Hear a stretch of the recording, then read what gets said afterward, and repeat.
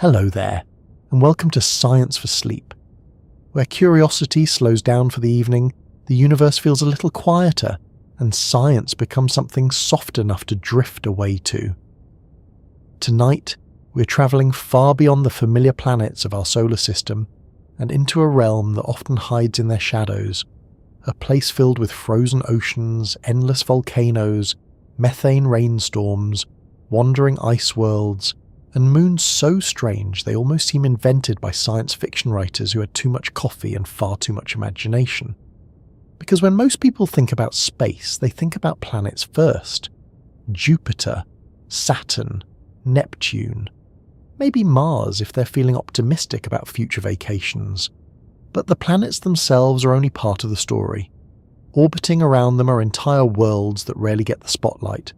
Quiet companions circling through darkness, some larger than planets, some warmer than expected, some colder than anything we can truly imagine. Tiny worlds and giant ones alike, each carrying its own strange personality across billions of kilometers of empty space. And the surprising thing is this: some of the most extreme places we have ever discovered are not planets at all. They're moons. Moons with oceans hidden beneath miles of ice. Moons where volcanoes erupt so violently that material blasts hundreds of kilometers into space. Moons with thick orange atmospheres and lakes made not of water, but liquid methane. Moons that tumble chaotically like uneven potatoes thrown through the cosmos by an invisible hand. Moons that may one day become the first places where humanity discovers life beyond Earth. Which is a rather ambitious resume for objects that many of us barely remember from school diagrams. And perhaps that's part of what makes them so fascinating. They sit quietly beside their planets, like supporting actors in a cosmic film, while secretly being far stranger than the stars of the show. So tonight, we're going to slow down and wander among them together. We will drift through the volcanic skies of Io, descend beneath the frozen crust of Europa, float over the hydrocarbon seas of Triton, and travel into regions of the solar system where sunlight is little more than a pale memory. Along the way, we'll encounter worlds that challenge almost everything we expect planets and moons to be. Some are warm when they should be frozen, some are active when they should be dead, some may have conditions suitable for life despite existing unimaginably far from the comforting heat of the sun. And somewhere during all of this, while your mind begins to settle and your thoughts soften into that pleasant half-dreaming state between curiosity and sleep, you may start to notice something else. The universe is far less orderly than we once believed. It is messy, creative, sometimes deeply unreasonable. One moon is covered in sulfur and lava fountains. Another hides an ocean beneath ice thicker than mountains. One rotates in the wrong direction entirely as though it ignored the instructions and decided to orbit backward out of sheer stubbornness. There are moons shaped like walnuts, moons shaped like eggs, and moons so lightweight and porous that they resemble giant floating sponges more than solid worlds. Space, it turns out, has absolutely no obligation to behave normally, and honestly that feels oddly comforting, because here on Earth, we spend so much of life trying to organise things neatly. Calendars, schedules, emails, grocery lists. We label drawers. We colour-code folders.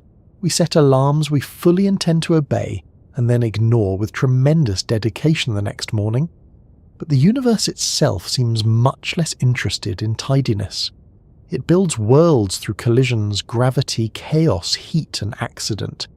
And somehow, out of all that disorder, astonishing places emerge. Before we continue drifting farther outward though, I'd love to ask you something. Where in the world are you listening from tonight? Maybe you're lying in bed while rain taps softly against a window. Maybe you're under blankets with headphones on while the rest of the house sleeps. Perhaps it's late evening where you are, or early morning, or one of those strange hours where time feels blurry and the world grows unusually quiet. And what time is it in your little corner of Earth right now? Funny, isn't it? At this exact moment, while we talk about distant moons circling, Giant planets millions or even billions of kilometers away, all of us are also riding through space together on our own moonlit world. Earth itself spinning silently beneath us at more than 1,600 kilometers per hour near the equator, while the moon hangs nearby like an old familiar companion we've somehow managed to take for granted. In fact, that's another curious thing about moons. We grow up with one overhead so consistently that it almost stops feeling mysterious. It's simply there, a pale shape in the sky, sometimes full, sometimes crescent, sometimes hidden. It pulls the tides, lights the night, inspires poems, songs, calendars, myths, werewolves, questionable late-night decisions, and an impressive amount of human staring. But once astronomers began discovering other moons throughout the solar system, our own suddenly seemed less lonely and far less typical. Some moons are bigger than Mercury. Some have atmospheres thicker than Earth's. Some produce enough internal heat to stay geologically alive billions of years after they should have cooled. One moon around Saturn sprays giant plumes of water vapor into space like an enormous icy geyser. Another around Jupiter may contain more liquid water than all Earth's oceans combined, hidden beneath a frozen shell. And then there are moons orbiting far beyond Neptune in darkness so deep and cold that the sun would appear only as an unusually bright star in the sky. If you stood there, sunlight would barely warm your face at all. Not that standing there would be particularly relaxing. You would freeze very quickly. Still, even in those distant frozen regions, these worlds continue their endless journeys around their planets, silent, persistent, ancient. Many formed alongside their planets billions of years ago during the chaotic early days of the solar system, when collisions happened constantly and giant worlds pulled smaller objects into orbit, like cosmic fishermen dragging in strange catches from the dark. Others may have been captured later, stolen from elsewhere and trapped by gravity forever. That means some moons may actually be refugees from entirely different parts of the solar system.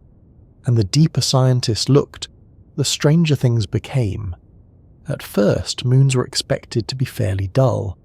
Dead rocks mostly, cold leftovers orbiting more important worlds. But spacecraft flybys kept revealing surprises.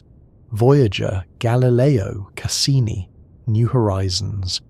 Each mission peeled back another layer of expectation and replaced it with something weirder. Io turned out to be the most volcanically active world ever discovered. Europa appeared smooth and cracked, hinting at a hidden ocean underneath. Triton possessed rivers, clouds, and rain. Enceladus blasted water into space from beneath its icy crust. Even tiny moons, no larger than cities, displayed bizarre shapes and unusual behaviours that no one fully predicted. Again and again, the solar system refused to be boring, and perhaps one of the most remarkable things about these discoveries is how recent many of them are. For almost all of human history, we knew only our own moon. That's it. One lonely satellite hanging above Earth while the rest remained invisible. Then, in 1610, Galileo Galilei pointed a telescope toward Jupiter and noticed 4 tiny points of light moving beside it night after night. Those moons, now called Io, Europa, Ganymede and Kalisto, changed astronomy forever, because suddenly Earth was no longer unique. Not everything revolved around us. Other worlds had companions too. Imagine how strange that realization must have felt. Human beings had spent thousands of years looking at the night sky with naked eyes, constructing stories about gods and monsters and cosmic order. Then one man looked through a tube with bits of shaped glass inside and discovered entire worlds hiding in plain sight. Tiny moving dots. That was all it took to change humanity's understanding of the universe. Since then, we have found hundreds of moons in our solar system alone, and likely countless more around planets orbiting distant stars. Some are only a few kilometers across. Others rival planets in size. A few are so complex that scientists now consider them among the most promising places to search for extraterrestrial life. which is quite an upgrade from minor satellite, and yet despite all these discoveries, moons still feel oddly intimate compared to planets. Perhaps because they orbit something larger. They feel companionable somehow, less isolated, a bit like cosmic travellers keeping close company in the dark. Our own moon certainly shaped human life profoundly. It stabilised Earth's tilt, influenced tides, guided calendars, illuminated ancient nights, and may even have helped create conditions stable enough for life to flourish here. Without the moon, Earth itself might have become wildly unstable over geological time, with dramatic climate swings making complex life far more difficult. So even the simple existence of moons can transform entire worlds. And elsewhere in the universe, that process may be happening again and again around distant planets we have not yet even seen clearly. Right now, somewhere out there, another moon may be circling a giant planet beneath alien clouds, while oceans move beneath its crust in complete darkness. There may be storms there, ice, heat vents, chemical reactions quietly unfolding beneath buried seas, possibly even life. Not cities or spaceships, perhaps. Not little green aliens building moon hotels and arguing about parking regulations. More likely something simple. Tiny organisms drifting through dark oceans beneath frozen ceilings, existing entirely unaware that another species on a distant blue world lies awake at night wondering whether it is alone. And honestly, the universe becomes much more interesting once you realise life may not require warm, sunny surfaces at all. For a long time, scientists assumed life needed something Earth-like. Sunlight, moderate temperatures, liquid water on the surface, nice conditions, preferably with tolerable weather and minimal asteroid impacts. But moons like Europa and Enceladus changed that thinking dramatically. They suggested that tidal forces, gravity itself flexing and squeezing worlds internally, could generate enough heat to maintain hidden oceans beneath ice. That means life might survive in darkness, not because of sunlight, but because of chemistry and geothermal warmth deep below frozen crusts. A strange idea, a little unsettling, also incredibly exciting, especially when you remember that icy moons may be vastly more common than Earth-like planets, which means the universe could potentially be filled with hidden oceans quietly existing beneath ice shells across countless star systems. Entire dark ecosystems beneath frozen ceilings. The cosmos suddenly feels much less empty when you think about it that way. Of course, space is still spectacularly hostile overall. Let us not accidentally romanticize standing on an airless, radiation-blasted moon, where your blood would boil inside an exploding spacesuit. Many of these worlds are extraordinarily dangerous. Temperatures plunge hundreds of degrees below freezing. Radiation near Jupiter is powerful enough to destroy electronics rapidly. Some moons experience massive tidal stresses that crack their surfaces continuously. These are not gentle places, they are extreme places, and that is exactly why they fascinate us. Human beings have always been drawn toward extremes: deep oceans, high mountains, polar ice, deserts, volcanoes, storms. Somehow the harshest environments awaken curiosity most strongly. Perhaps because they remind us how large reality truly is compared to our comfortable daily routines of laundry, traffic lights, coffee mugs, and trying to remember passwords we've definitely used before. The moons of the solar system expand that perspective enormously. They remind us that entire worlds exist beyond our ordinary imagination. Worlds where methane falls as rain. Worlds where ice behaves like rock. Worlds where underground oceans may stretch farther than anything on Earth. And tonight, as we slowly travel among them together, we'll meet some of the strangest examples ever discovered. Because once you leave Earth behind and begin wandering through the outer solar system, normality disappears very quickly. Long before human beings understood what moons actually were, we filled the night sky with stories about them instead. Some cultures imagined them as gods, others saw spirits, lanterns, wandering eyes, or silent guardians watching over the Earth after sunset. Ancient astronomers tracked their movements carefully, noticing patterns long before they understood gravity, orbital mechanics, or planetary formation. And honestly, you can hardly blame them. Even now, thousands of years later, moons still feel oddly personal compared to other objects in space. Planets seem distant, stars feel unreachable, but moons somehow appear familiar. Perhaps it's because we grow up with one overhead. The moon becomes part of ordinary life before we even understand what it is. You see it through car windows as a child and briefly become convinced it's following you specifically. You notice it hanging above winter streets or reflected in puddles after rain.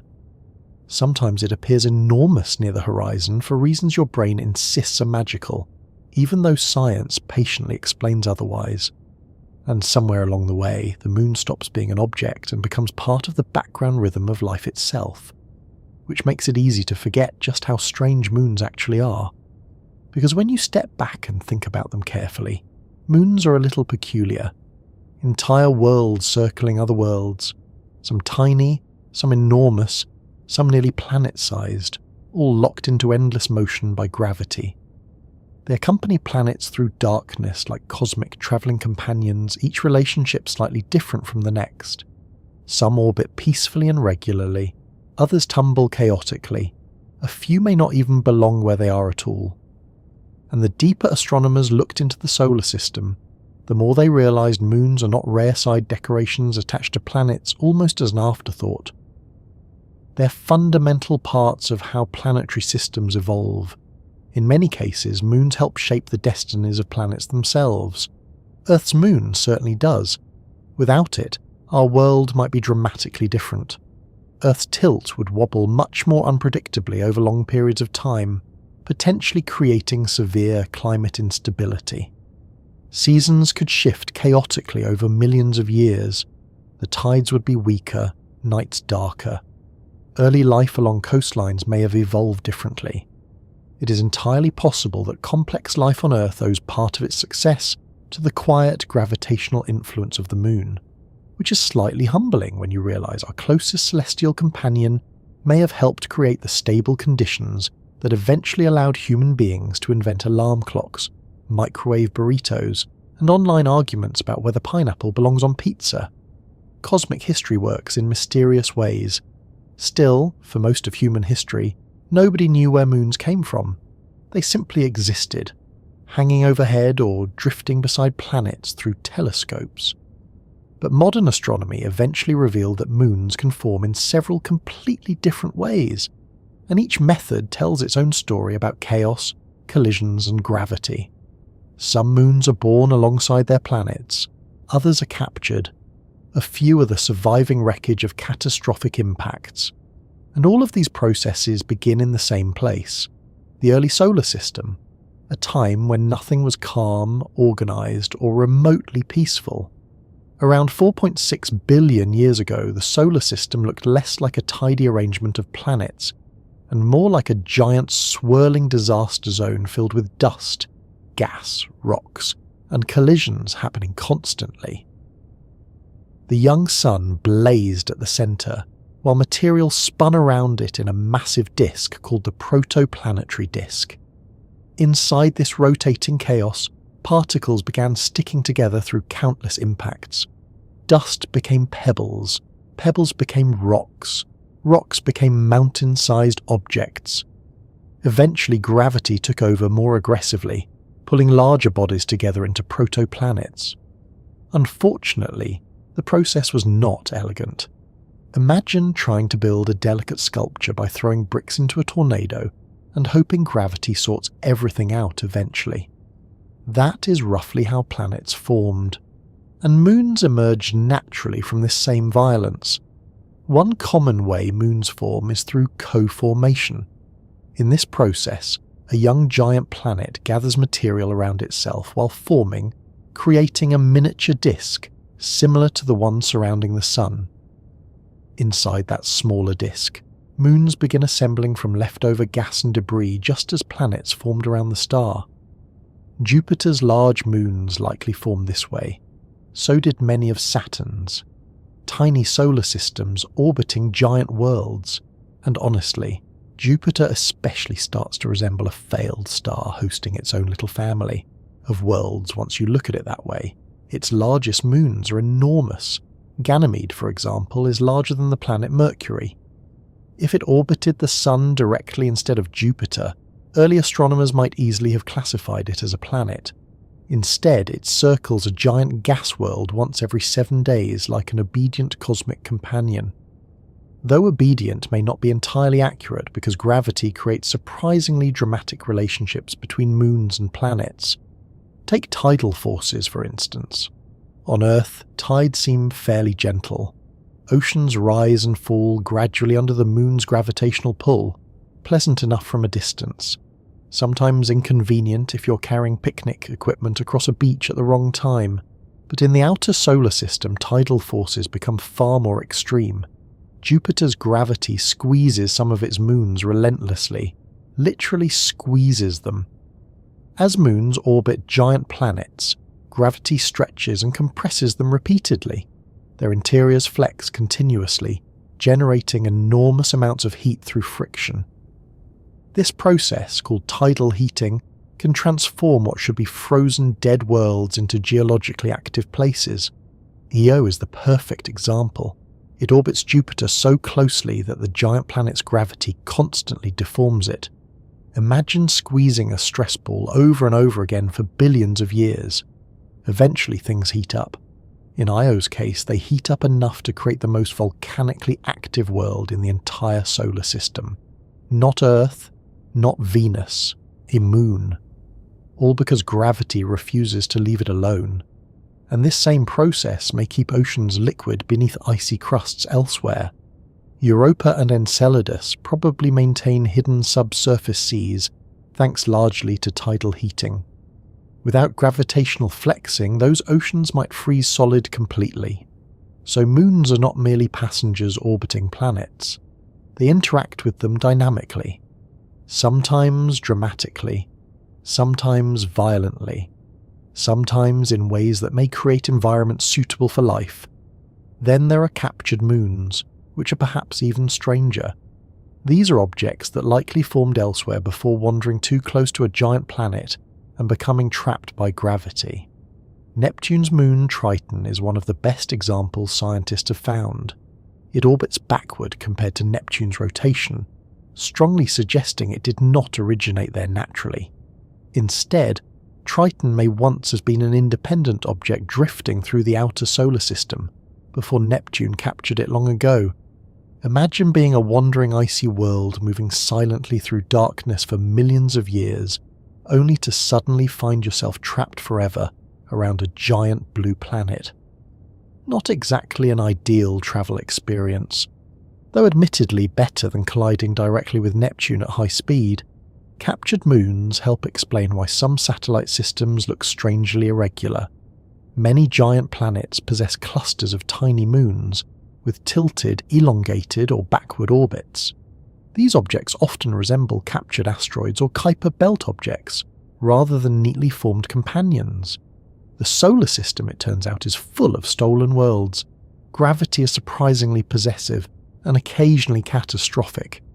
Because another major way moons form involves giant impacts, immense collisions between planetary bodies capable of reshaping entire worlds.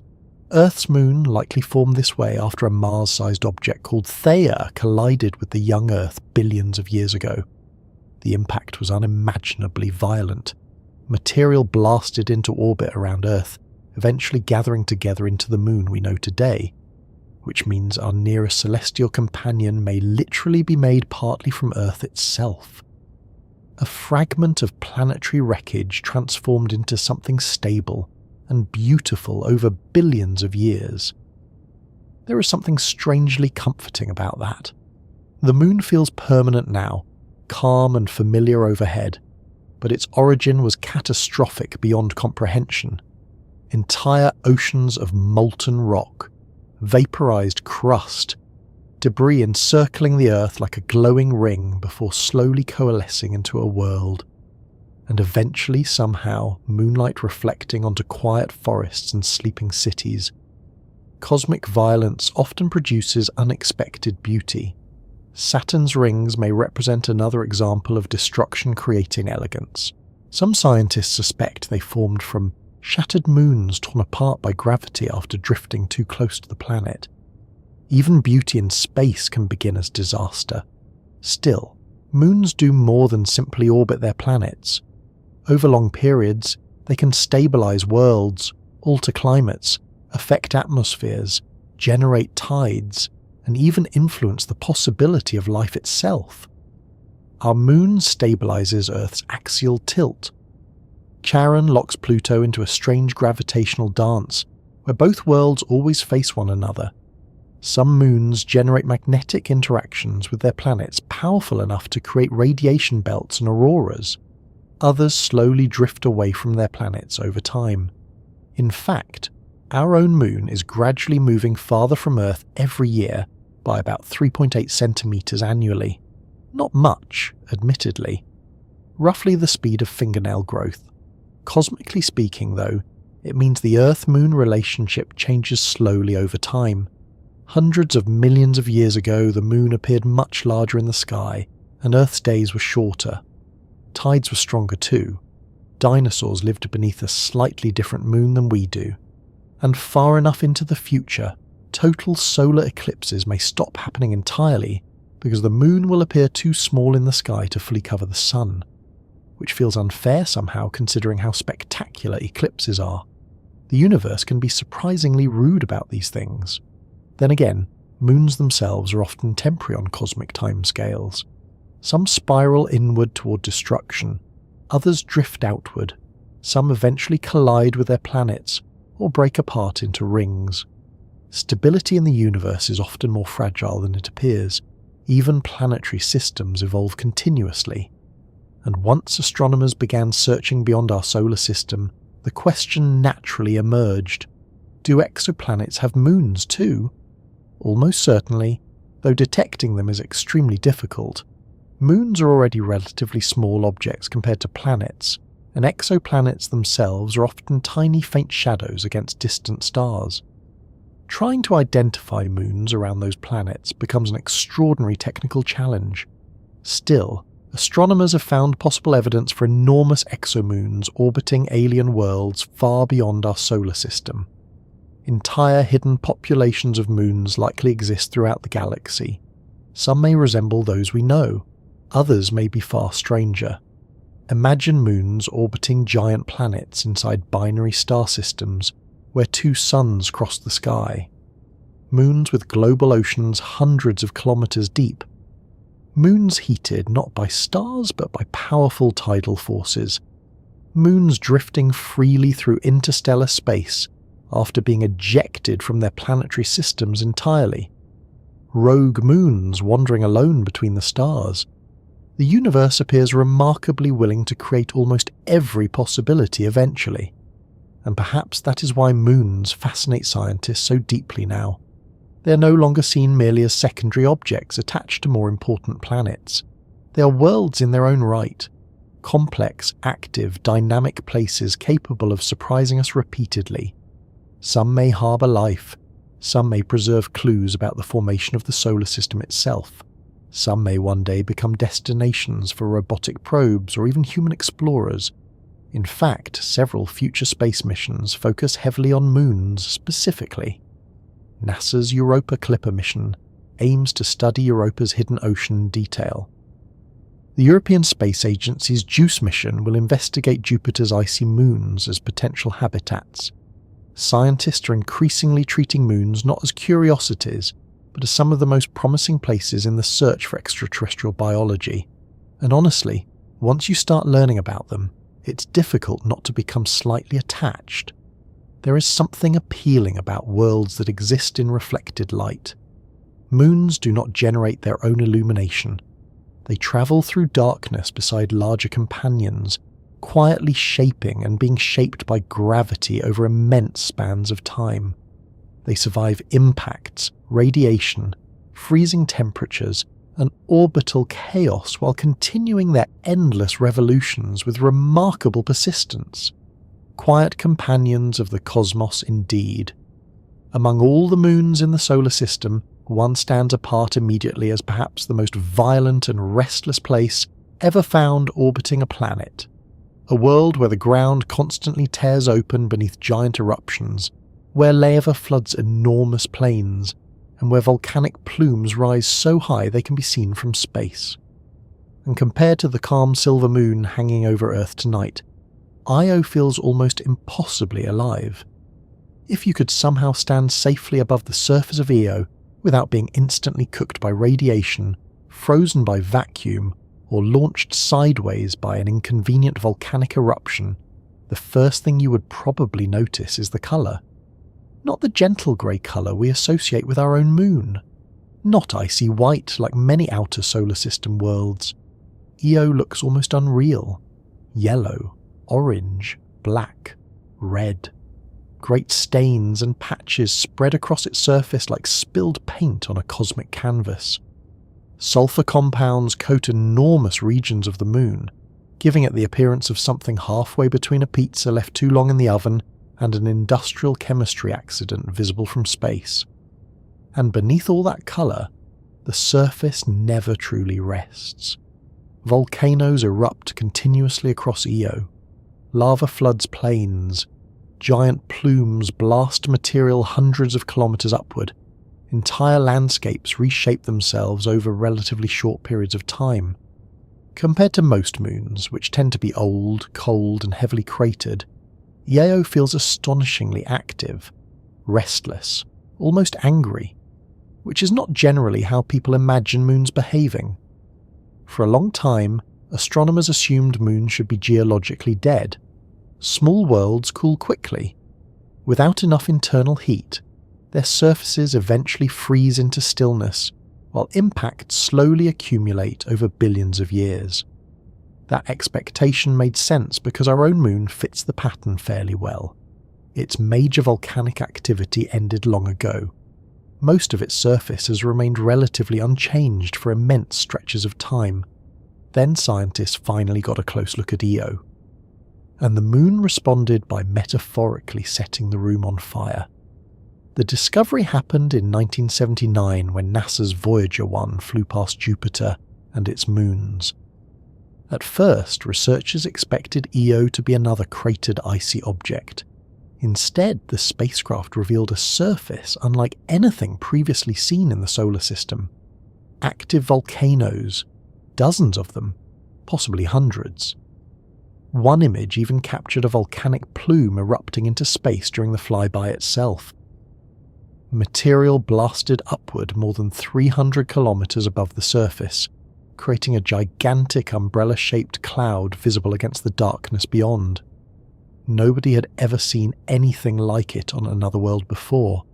Suddenly Io transformed from a tiny point of light beside Jupiter into the most volcanically active place ever discovered. And honestly, it remains difficult to overstate how extreme this moon truly is. Earth certainly has powerful volcanoes. Eruptions can devastate landscapes, darken skies, and reshape entire regions. But Earth's volcanism is relatively moderate compared to Io's relentless activity. On our planet, tectonic plates move slowly across the surface while heat escapes gradually from the interior. Io does not believe in moderation. Its volcanoes erupt constantly because the moon itself is being tortured by gravity. Literally tortured. Jupiter's immense gravitational pull stretches and squeezes Io continuously as it orbits the giant planet. The moon travels on a slightly elliptical orbit, meaning its distance from Jupiter changes slightly during each revolution. As Io moved closer and farther away, Jupiter's gravity flexes the moon over and over again. Imagine bending a paperclip repeatedly. Eventually it heats up. Now imagine that process happening to an entire moon. The constant flexing generates enormous internal friction and heat. Deep inside Io, rock partially melts into magma, fueling endless volcanic activity across the surface. Scientists call this process tidal heating, and on Io it operates with astonishing intensity. The moon essentially lives inside a permanent gravitational stress workout. and Jupiter is not working alone. Neighbouring moons Europa and Ganymede also influence Io gravitationally, helping maintain its elliptical orbit. Without them, Io's orbit might eventually become more circular, reducing tidal heating over time. Instead, the three moons remain locked in an orbital resonance that continuously pumps energy into Io's interior. A complicated cosmic arrangement resulting in one moon becoming permanently volcanically unstable, space can be strangely specific about its chaos. The result is a world covered in lava lakes, giant calderas, and volcanic plains stretching across vast regions. Some eruptions release lava hotter than anything commonly found on Earth today. Temperatures in certain flows may exceed 1,600 degrees Celsius, hot enough to melt many types of rock completely. And because Io has almost no atmosphere, volcanic plumes behave differently there too.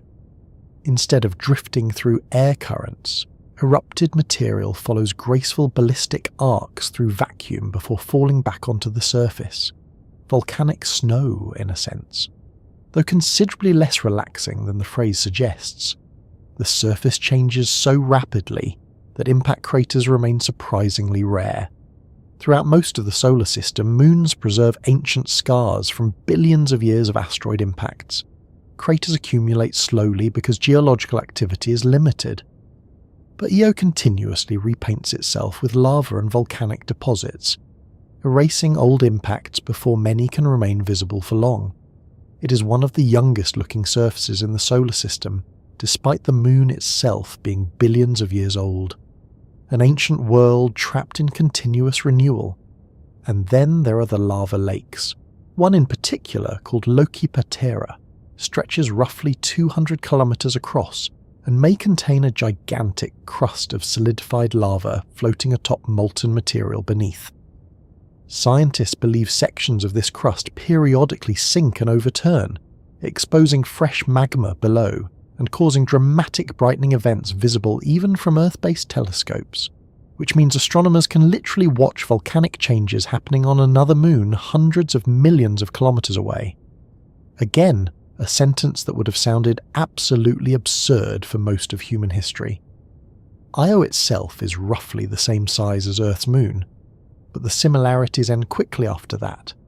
Instead of quiet grey plains, its surface resembles a constantly shifting volcanic wasteland. Sulfur dioxide frostcoats portions of the landscape. Mountains rise dramatically despite the lack of plate tectonics.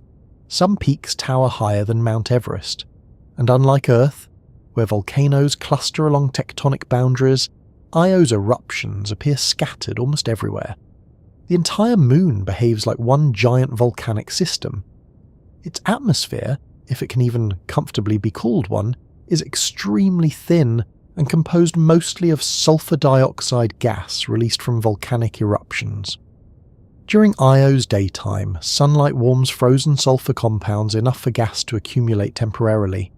At night, temperatures plunge and portions of the atmosphere collapse back onto the surface as frost. So the moon's atmosphere partially freezes and falls to the ground every single day, which feels slightly excessive even by outer solar system standards, and hovering above all of this is Jupiter itself, huge, overwhelming, dominating the sky constantly. From Io's surface, Jupiter would appear enormous, many times larger than the moon appears from Earth. Its swirling cloud bands would stretch across the heavens, while radiation trapped inside the giant planet's magnetic field bombards Io relentlessly.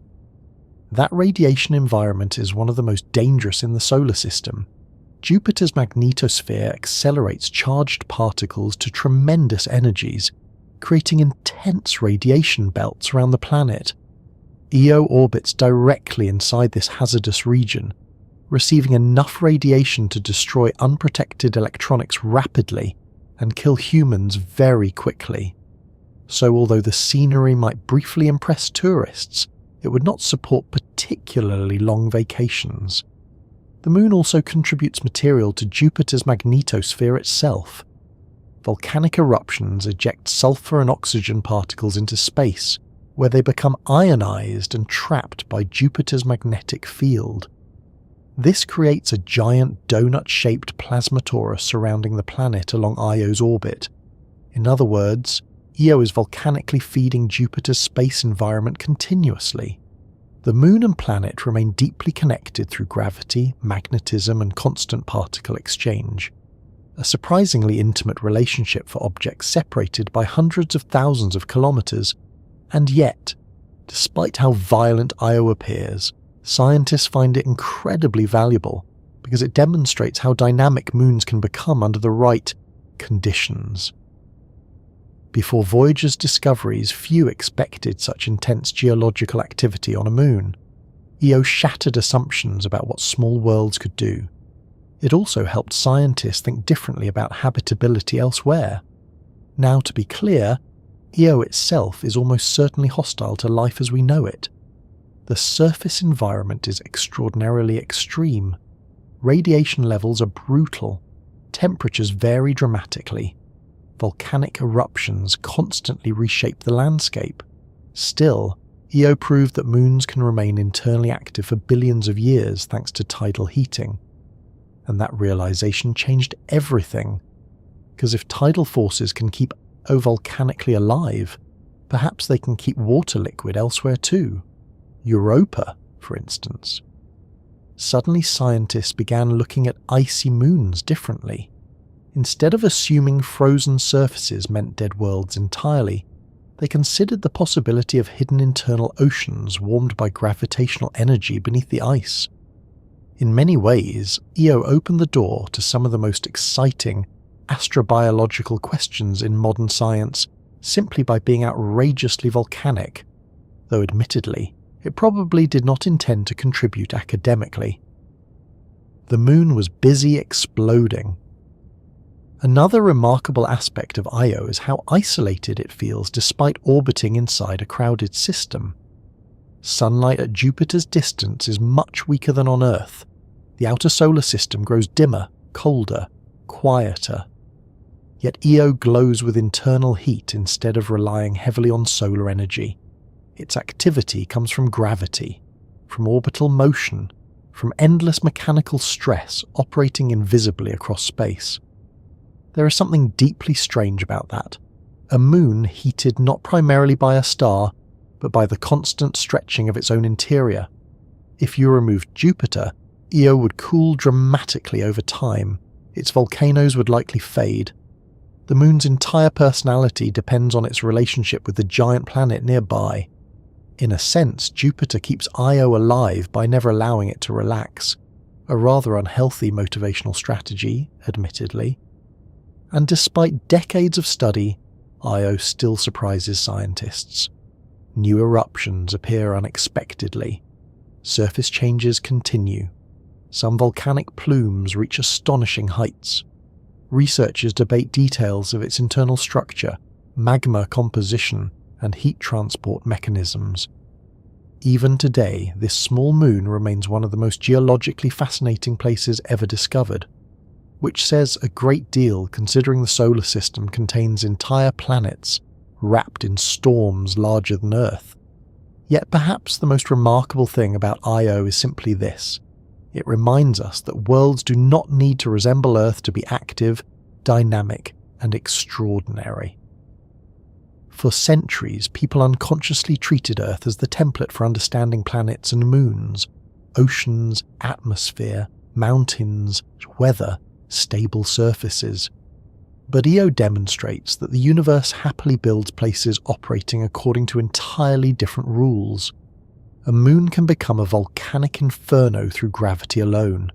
A frozen world can conceal an ocean. An atmosphere can freeze every night. Entire categories of possibility exist beyond ordinary human experience. And once you begin exploring the moons of the solar system, normal expectations fall apart very quickly. Far from the warmth of the sun, deep within the cold realm surrounding Jupiter, there is a moon that at first glance appears quiet. Very quiet. Its surface is pale and smooth, covered in ice bright enough to reflect sunlight better than many other worlds in the solar system. Long dark cracks stretch across that frozen shell like fractures spreading slowly through glass. There are very few mountains, very few giant volcanoes, very few impact craters compared to most moons. At a distance, Europa almost looks calm, peaceful even, which is slightly misleading. Because beneath that frozen crust may exist one of the most extraordinary places humanity has ever discovered. A hidden global ocean containing more liquid water than all of Earth's oceans combined. An ocean concealed beneath kilometers of ice, warmed not by sunlight, but by gravity itself. And somewhere inside those dark waters, scientists wonder whether life might already exist. Not cities, not little underwater civilizations building submarine cafes beneath the ice. Probably nothing dramatic enough to star in science fiction films while making mysterious speeches about humanity's destiny. More likely microbes, tiny organisms drifting through black water near warm hydrothermal vents on the ocean floor. Small, simple life forms surviving quietly in darkness, completely unaware that another species on a distant blue world spends sleepless nights wondering if it is alone. Even the possibility changes the way you look at the universe. Europa is one of Jupiter's 4 large Galilean moons discovered by Galileo Galilei in 1610. Alongside Io, Ganymede and Kalisto, it orbits the giant planet in a complex gravitational dance that has continued for billions of years, and compared to its volcanic neighbour Io, Europa seems almost restrained. Its surface temperature averages around minus 160 degrees Celsius near the equator, and even colder toward the poles. Sunlight reaching Jupiter is already far weaker than what Earth receives. On Europa, daytime would resemble a very bright overcast afternoon by terrestrial standards. The sun itself would appear much smaller in the sky. Not exactly ideal beach weather. And yet, despite the brutal cold above, scientists believe liquid water exists underneath. A lot of it. The idea first gained serious attention after spacecraft observations revealed Europa's unusual surface. Instead of being heavily cratered like many old icy moons, Europa appeared surprisingly smooth and young. Long fractures crisscrossed the ice in enormous networks. Some regions looked broken apart and shifted around before refreezing again like giant floating ice rafts. The moon did not resemble a solid, frozen rock. It resembled a dynamic shell floating atop something softer beneath. Then measurements of Europa's magnetic environment provided even more intriguing evidence. Data from NASA's Galileo spacecraft suggested a conductive layer existed beneath the surface. Salt water conveniently conducts electricity very well. Suddenly the hidden ocean hypothesis became much more convincing. Today, most planetary scientists believe Europa almost certainly possesses a vast subsurface ocean beneath its icy crust. Estimates vary, but that ocean may contain twice as much water as all of Earth's oceans combined, which feels slightly unreasonable for a moon smaller than Earth's moon. The ice shell above this ocean may range from several kilometers to perhaps tens of kilometers thick, depending on location. Beneath it, dark water likely extends downward for enormous distances before finally reaching a rocky seafloor far below. And because Europa experiences tidal heating from Jupiter's gravity, the ocean remains liquid despite the freezing temperatures at the surface. Just like Io is flexed and squeezed into volcanic chaos, Europa is flexed more gently, enough to generate internal warmth, but not enough to transform the entire moon into a sulfur-covered inferno. Instead, gravity quietly keeps an ocean alive beneath the ice. The more scientists studied Europa, the more fascinating it became. On Earth, life exists almost everywhere liquid water is present.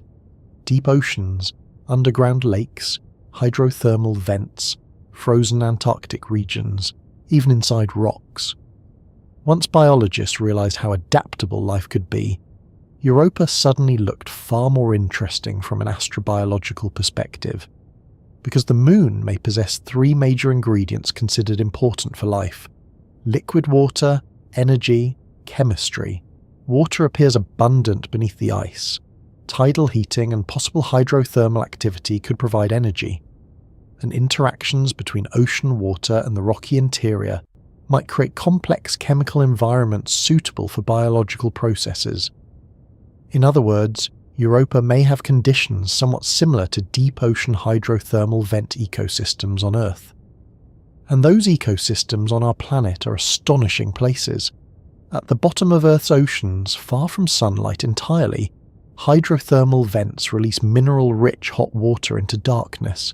Entire ecosystems thrive around them, without depending directly on solar energy. Bacteria use chemical reactions instead of sunlight to produce energy, supporting strange communities of tube worms, crustaceans, and other organisms. Life found another way. That realization transformed scientific thinking profoundly. For a long time, sunlight seemed essential for life. Then Earth itself demonstrated otherwise, which meant Europa's hidden ocean no longer appeared hopelessly sterile by default. Now, to be clear, scientists have not discovered life on Europa. Not yet. No submarines have drilled through the ice. No alien fish have waved politely at passing spacecraft.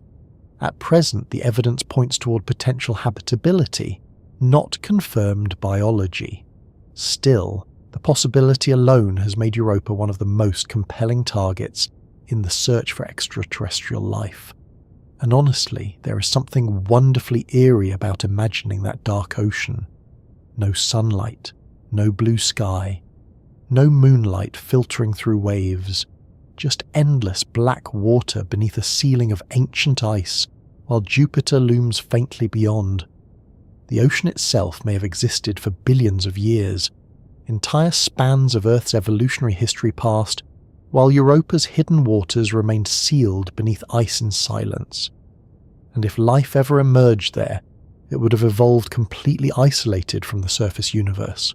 No sunrise, no stars, no seasons, only darkness, chemistry, pressure, and time. It sounds almost impossible, yet life on Earth repeatedly demonstrates extraordinary stubbornness. Organisms survive in boiling acid springs deep underground, inside Antarctic ice, near radioactive waste, and at crushing ocean depths once thought entirely uninhabitable. Microbial life in particular behaves less like a delicate miracle, and more like something determined to occupy every available environment eventually. Which is both scientifically impressive and slightly concerning if you have ever forgotten leftovers in the back of a refrigerator. Europa's surface itself tells stories about the ocean beneath. The long cracks stretching across the ice likely form because tidal stresses flex the crust continuously. As Europa moves closer and farther from Jupiter during its orbit, gravitational forces pull and distort the moon slightly, cracking the ice over time. Some regions appear especially chaotic, where broken ice blocks shifted, rotated, and refroze. Scientists suspect warmer water or slushy material from below may sometimes rise upward, weakening the surface locally before everything freezes again. The entire moon behaves almost like a giant floating ice shell over a restless hidden sea, and occasionally there may even be eruptions. Observations from the Hubble Space Telescope and other instruments suggest Europa might sometimes release enormous plumes of water vapor through cracks in the ice, spraying material into space. If confirmed fully, these plumes would provide an incredible scientific opportunity, because spacecraft could potentially sample ocean material without drilling through kilometers of ice, which is considerably more convenient than trying to build an interplanetary ice boring machine in one of the harshest radiation environments in the solar system. Because unfortunately, Europa comes with complications. Several very large complications, actually. The moon orbits deep inside Jupiter's powerful radiation belts, where charged particles trapped by the giant planet's magnetic field bombard the surface continuously. Radiation levels on Europa are intense enough to kill unprotected humans quickly and damage electronics over time. So while the hidden ocean may be one of the most promising environments for life beyond Earth, the surface itself is extraordinarily hostile. not exactly the sort of place where you would casually stop for a picnic and admire the scenery, though the scenery would admittedly be remarkable. Imagine standing on Europa's frozen plains beneath the enormous presence of Jupiter hanging overhead. The giant planet would dominate the sky completely, striped with cloud bands and glowing faintly in reflected sunlight. Cracks in the ice might stretch toward the horizon in every direction. The surface beneath your feet would likely creak and shift imperceptibly over immense timescales. And below you, perhaps tens of kilometers beneath the ice, an entire hidden ocean would move silently in darkness. One of the strangest aspects of Europa is how it changes our perspective about where life might exist in the universe. For generations, scientists focused heavily on the habitable zone around stars, the region where temperatures allow liquid water to exist on planetary surfaces. Earth fits comfortably inside our Sun's habitable zone, which made sense as a starting point. But Europa sits far outside that region. Sunlight alone should not keep water liquid there. Yet tidal heating changes the equation entirely. That means habitable environments may not require Earth-like planets, orbiting at Earth-like distances from stars. Moons around giant planets could potentially host subsurface oceans throughout the galaxy. And if icy moons are common, then hidden oceans may be common too. The universe suddenly becomes filled with possible habitats tucked beneath frozen crusts, orbiting giant worlds in darkness. Entire unseen ecosystems could exist in places humanity once dismissed as lifeless ice. That realization feels almost philosophical as much as scientific. Life, if it exists elsewhere, may not resemble our expectations at all. It may flourish underground, underwater, beneath ice, far from sunlight, quietly surviving in environments we once assumed impossible. Europa also highlights how interconnected planetary systems become through gravity. Without Jupiter's immense pull, the Moon would probably freeze solid eventually. Without orbital resonances involving neighbouring moons, tidal heating might weaken. The hidden ocean depends on a delicate balance of orbital mechanics, operating continuously over billions of years. A giant planet unintentionally warming a small moon from afar through gravity alone. Space relationships are surprisingly complicated, and despite decades of research, Europa still holds enormous mysteries. Scientists debate the thickness of the ice shell, the salinity of the ocean, the nature of the seafloor, whether hydrothermal vents exist, how materials exchange between surface and ocean, whether enough chemical energy exists to support biology. Every answer generates new questions, which tends to happen whenever humans investigate something genuinely interesting.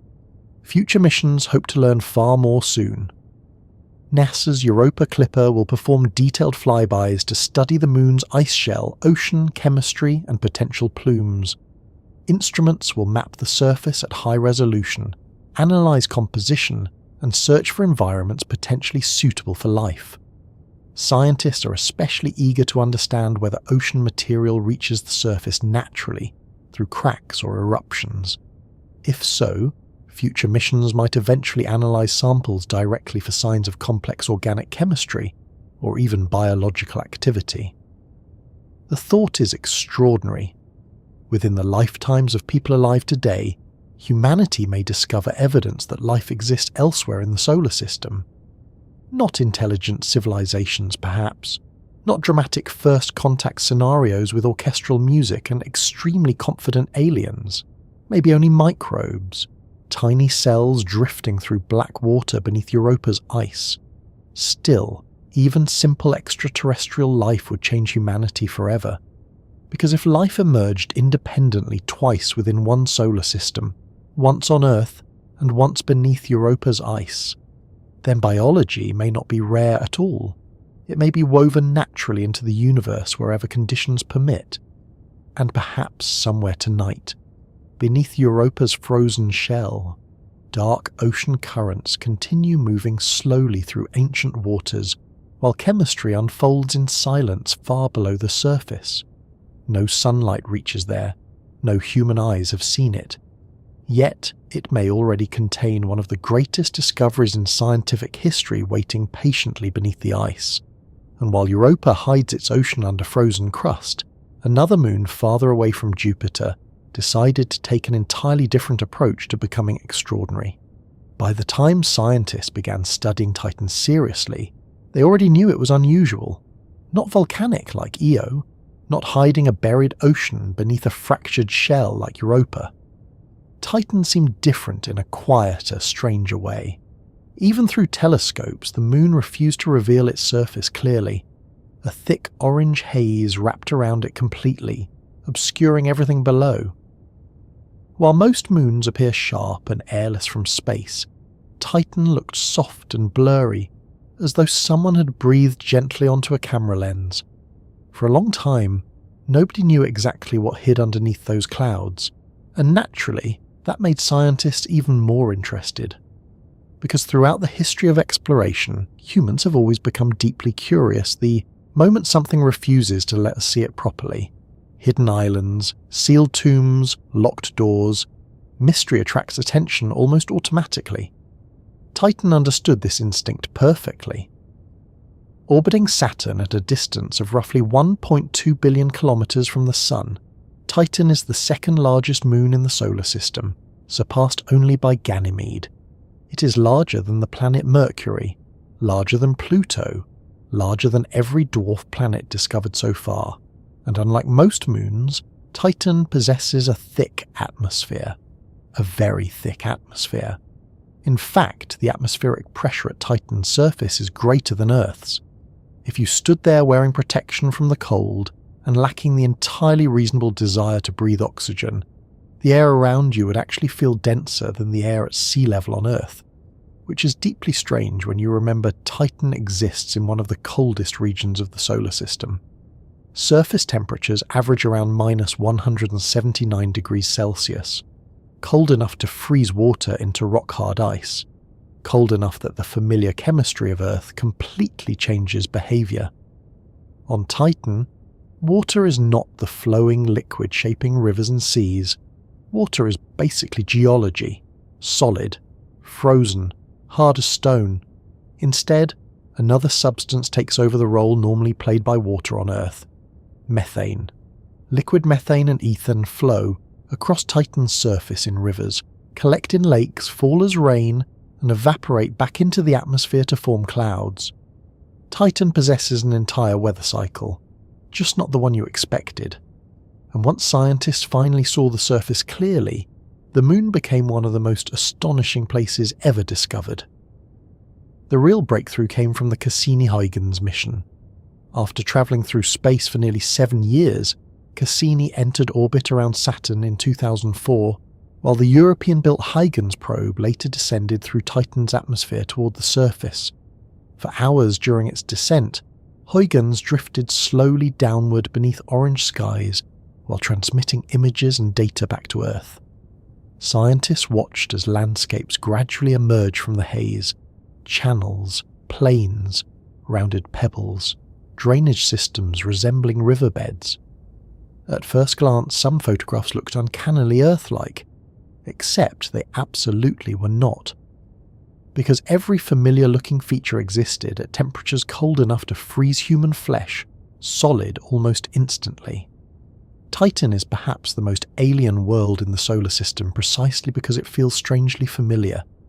There are clouds there, rainstorms, winds, dunes, shorelines, fog, seasonal changes.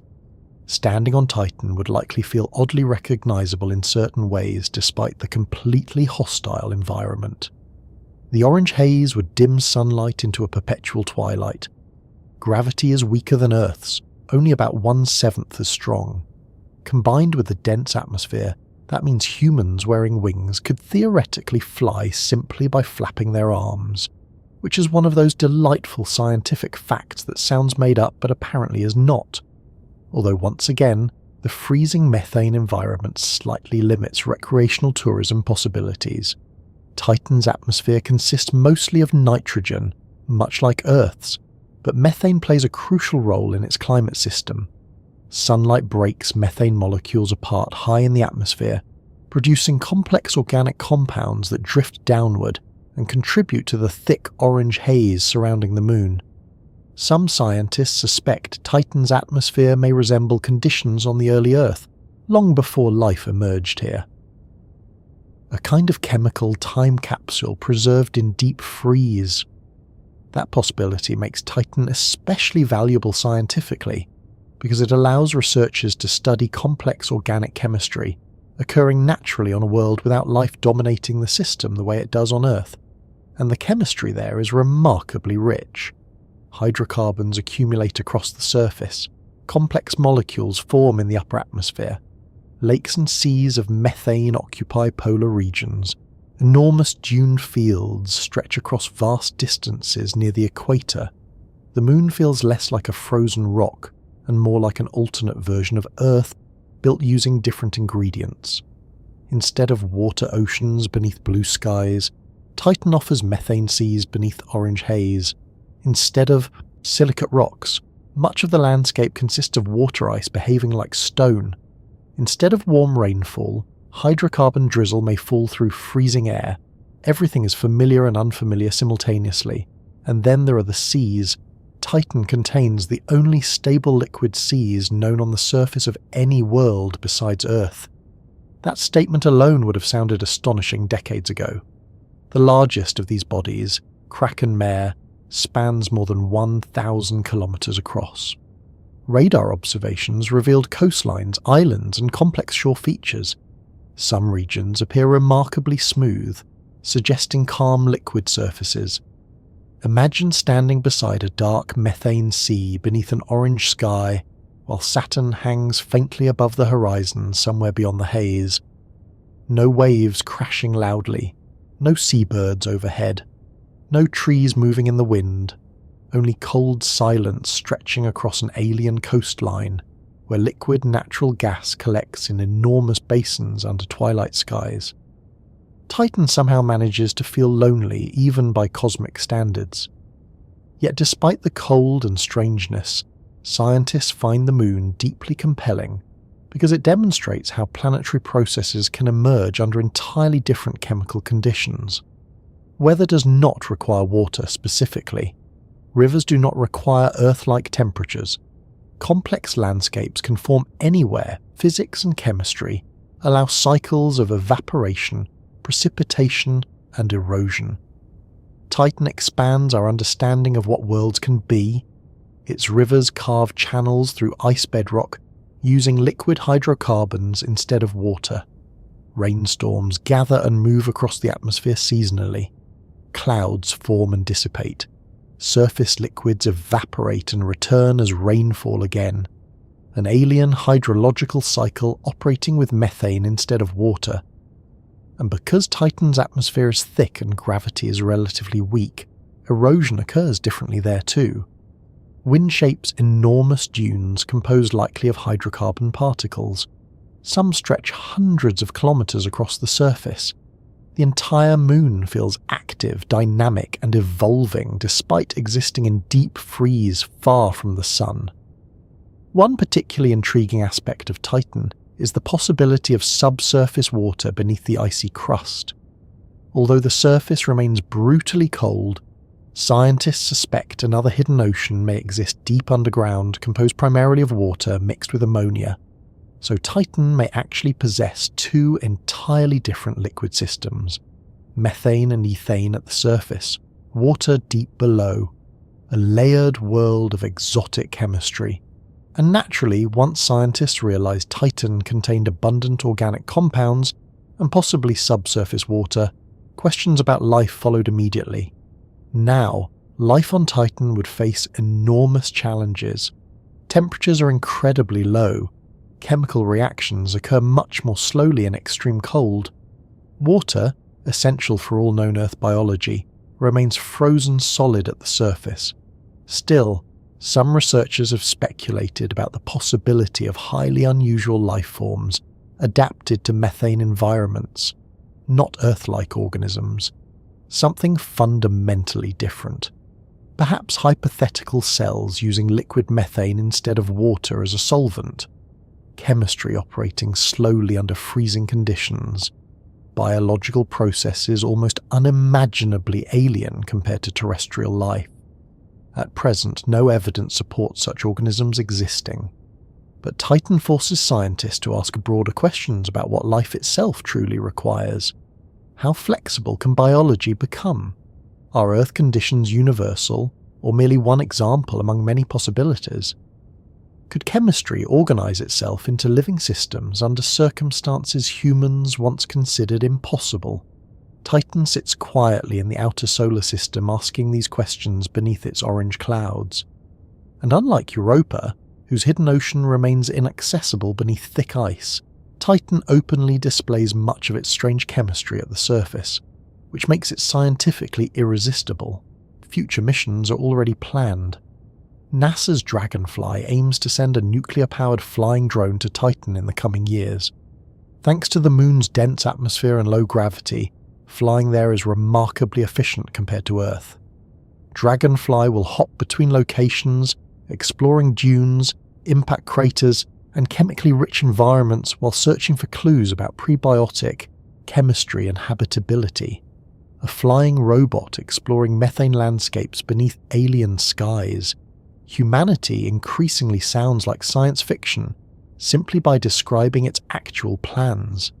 Still, perhaps the most remarkable thing about Titan is how naturally it reminds us that Earth is not the template for every world. For centuries, humans unconsciously treated our planet as normal. Liquid water, blue skies, moderate temperatures, rocky continents. Titan gently dismantles that assumption. A world can possess weather, rivers, lakes, coastlines, and seasons while remaining entirely unlike Earth chemically. Familiar processes emerge from different materials under different conditions. The universe appears wonderfully adaptable in that regard. And perhaps somewhere along Titan's shores, methane rain falls softly into dark seas, while hydrocarbon waves lap quietly against frozen ice rock coastlines under dim orange light. No human has ever stood there. No living creature we know has crossed those beaches. Yet the moon continues its endless orbit around Saturn regardless, carrying rivers and clouds through darkness billions of kilometers from the sun. Far beyond the warmth of the inner solar system, past the asteroid belt, beyond Jupiter and Saturn, and even distant Uranus, there drifts a blue planet wrapped in freezing winds and deep silence. Neptune. At that distance, sunlight becomes faint and weak, reduced to a pale glow barely bright enough to resemble daytime by Earth standards. The sun itself appears tiny in the sky, more like an intensely bright star than the blazing centre of the solar system we know at home. And circling Neptune is one of the strangest moons ever discovered, Triton, a world so unusual that astronomers are fairly certain it was never supposed to be there in the first place. Most large moons orbit their planets in the same direction the planet rotates. This makes sense because planets and their moons usually form together from the same rotating disk of material early in the solar system's history. Everything tends to move in roughly the same direction, rather like leaves spinning together in a whirlpool. Triton ignored that arrangement entirely. It orbits Neptune backward. Astronomers call this a retrograde orbit, and it immediately raises suspicion because moons rarely behave this way naturally if they formed alongside their planets. Triton circles Neptune opposite the planet's rotation, suggesting something dramatic happened long ago. Something involving gravity, chaos, and probably a very bad day for whatever originally lived in Neptune's moon system. Because the leading theory is that Triton did not form around Neptune at all. Instead, Triton was likely born far away in the Kuiper Belt, the vast region of icy bodies beyond Neptune that also contains Pluto and countless frozen remnants from the solar system's formation. At some point billions of years ago, Triton wandered too close to Neptune, and Neptune stole it. Gravity can be surprisingly aggressive that way. Scientists believe Triton may once have been part of a binary system, two objects orbiting one another together through deep space. during a close encounter with Neptune, gravitational interactions disrupted the pair. One object escaped while Triton lost energy and became trapped permanently around the giant planet. Imagine drifting freely through interplanetary darkness for ages only to suddenly become gravitationally kidnapped by a massive blue world. No consultation, no warning, just eternal orbital commitment, and Triton's arrival likely caused tremendous destruction. Captured moons do not settle gently into stable orbits immediately. Triton probably disturbed or destroyed many of Neptune's original moons through gravitational chaos as its orbit evolved over time. Some may have collided with Neptune, others may have been ejected entirely into space. Triton essentially arrived like a wrecking ball in an already existing moon system, which perhaps explains why Neptune today has relatively few large regular moons compared to Jupiter or Saturn. Triton may have removed the competition, and yet despite its violent origins, the moon itself is strangely beautiful. Voyager 2, the only spacecraft ever to visit Neptune directly, flew past Triton in 1989 and revealed a world unlike anything scientists expected. The surface appeared smooth in many places, covered with nitrogen ice, water ice, and frozen carbon compounds. Vast plains stretched beneath pinkish skies. Dark streaks crossed icy terrain. Some regions resembled frozen cantaloupe skin under close inspection because of their strange textured patterns. And then Voyager discovered something extraordinary. Triton was geologically active, not volcanically active like Io with rivers of molten rock and sulfur explosions. Triton possessed something colder and arguably stranger: cryovolcanoes, ice volcanoes, because apparently ordinary volcanoes were no longer sufficiently dramatic for the outer solar system. Instead of erupting molten rock, cryovolcanoes release substances like water, ammonia, or nitrogen in icy slurries under freezing conditions. On Triton, Voyager observed dark plumes rising several kilometers above the surface, likely caused by nitrogen gas erupting upward from beneath sunlit ice layers. Imagine geysers powered by sunlight in one of the coldest places in the solar system. The surface temperature on Triton hovers around minus 235 degrees Celsius. That makes it colder than almost anywhere else ever measured.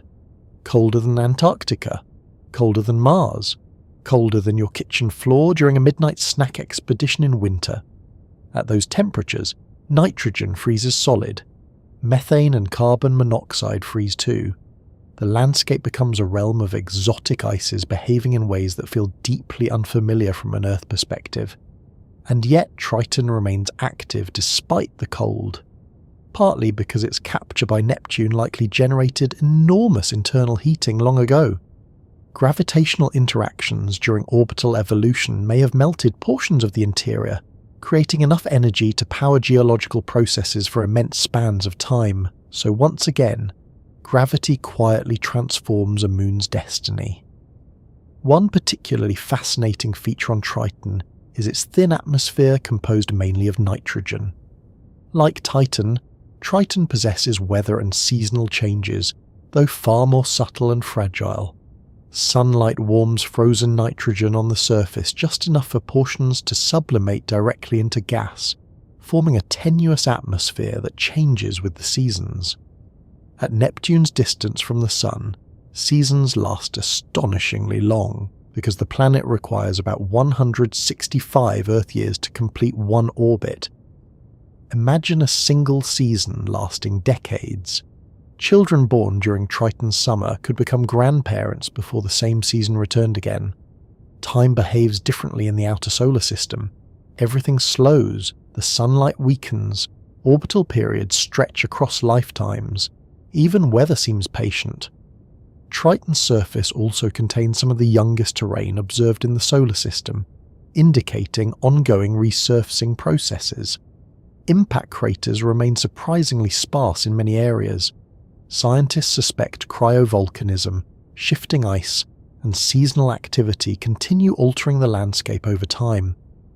A moon captured from deep space somehow refusing to become geologically dead despite the crushing cold.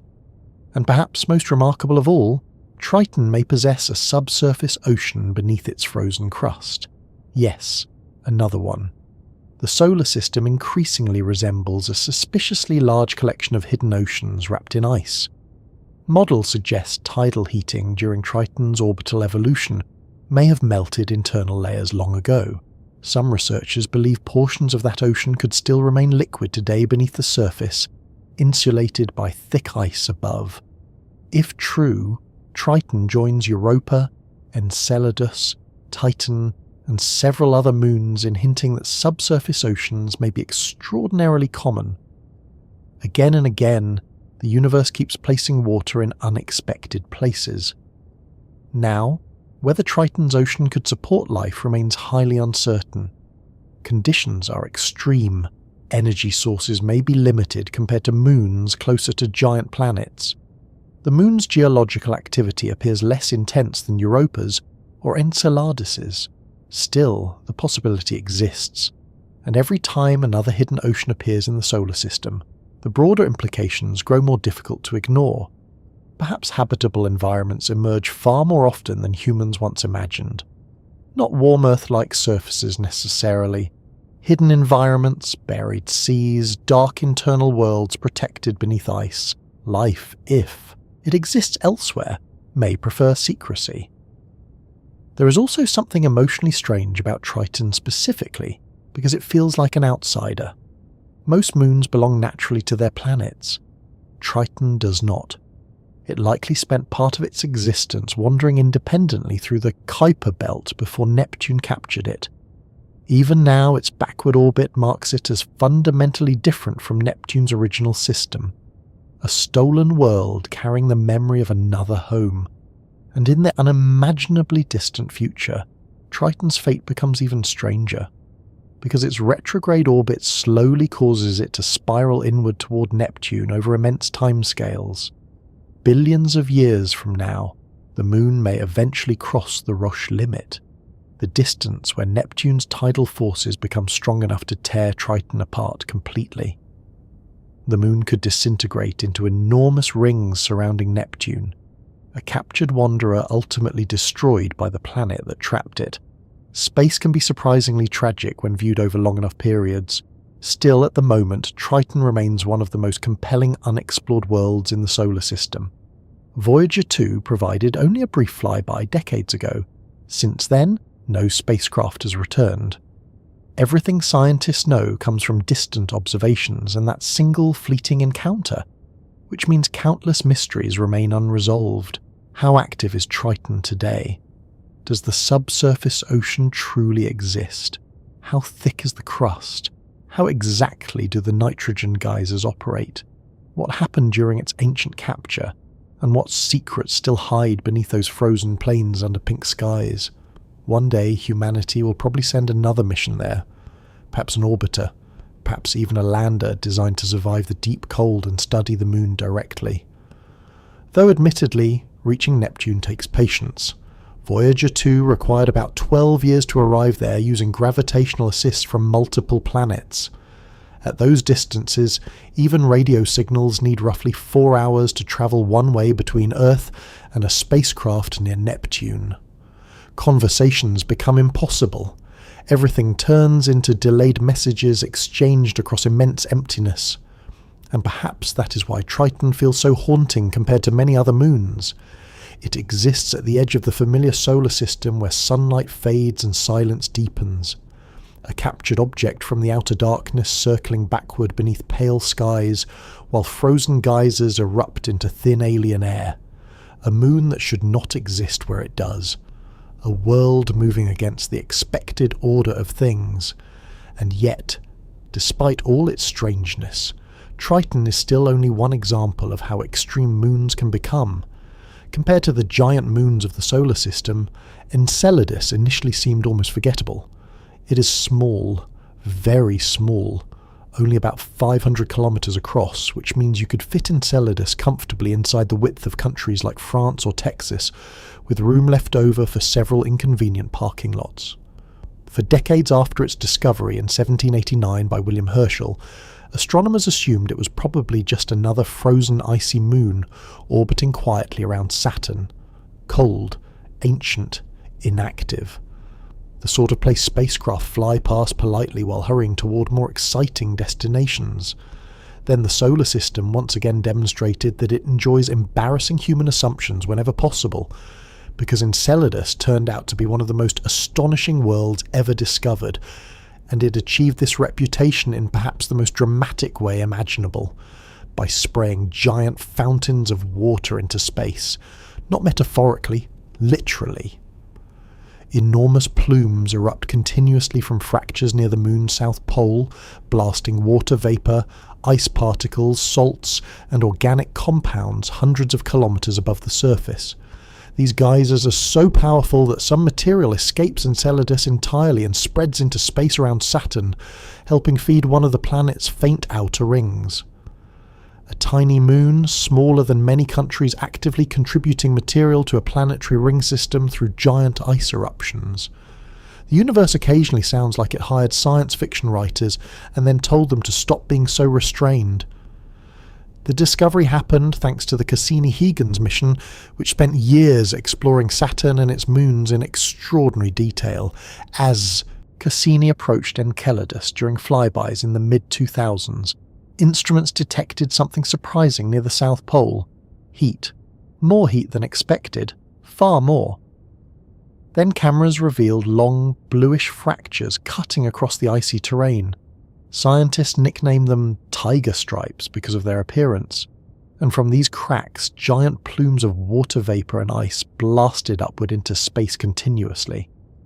Suddenly, Enceladus transformed from a minor icy moon into one of the most important astrobiological targets in the solar system almost overnight. Because where there is liquid water, scientists begin paying very close attention, and Enceladus clearly possessed liquid water somewhere beneath its frozen surface. The moon itself is brilliantly reflective, covered in fresh ice that bounces sunlight back into space so efficiently that Enceladus is one of the brightest objects in the solar system. If you stood there beneath Saturn's distant glow, the surface around you would appear dazzlingly white under sunlight, almost painfully bright against the black sky. At least briefly. You would also freeze to death very quickly. Surface temperatures can plunge below -200 degrees Celsius in many regions. The environment is brutally cold, airless and silent except for the occasional roar of erupting plumes nearby. Yet beneath all that ice lies hidden warmth. Once again, gravity is responsible. Enceladus experiences tidal heating due to Saturn's gravitational pull, combined with orbital interactions involving neighbouring moons. As the moon orbits Saturn, tidal forces flex its interior slightly, generating heat through friction. Not enough heat to melt the entire moon, but enough to maintain reservoirs of liquid water beneath the crust. And in the South Polar region especially, that internal water escapes through fractures into space in spectacular fashion. Cassini eventually flew directly through some of these plumes, essentially allowing humanity to taste material from another moon's hidden ocean without drilling through kilometres of ice, which is tremendously convenient from an engineering perspective. Building interplanetary ocean drilling equipment is difficult enough already, without adding operate in vacuum beside Saturn to the instructions. The results stunned scientists. Cassini detected water vapour, salts, silica particles, methane, carbon dioxide, ammonia, and complex organic molecules within the plumes. Some particles strongly suggested hydrothermal activity occurring on the ocean floor beneath the ice. Hydrothermal activity on a tiny moon orbiting Saturn, meaning warm mineral-rich water may interact with the rock deep inside Enceladus, much like hydrothermal vent systems on Earth's ocean floors, and on Earth, hydrothermal vents teem with life. Suddenly Enceladus became not merely interesting, but potentially habitable, maybe very habitable. In fact, many scientists now consider it one of the best places in the solar system to search for extraterrestrial microbial life. Not Mars, not Venus. a tiny icy moon spraying water into space billions of kilometers from the Sun. Again, the universe appears to enjoy rewarding the least obvious possibilities. What makes Enceladus especially compelling is how accessible the ocean material seems compared to worlds like Europa. Europa's ocean remains buried beneath thick ice, making direct exploration extremely difficult. But Enceladus helpfully ejects samples from its interior into space continuously through the south polar plumes. It is essentially doing scientific outreach voluntarily. Spacecraft can analyze these particles without landing or drilling. Future missions may even search directly for biosignatures, chemical indicators potentially associated with life, simply by flying through the plumes with advanced instruments. Imagine discovering alien microbes because a moon accidentally sneezed ocean water into a passing spacecraft.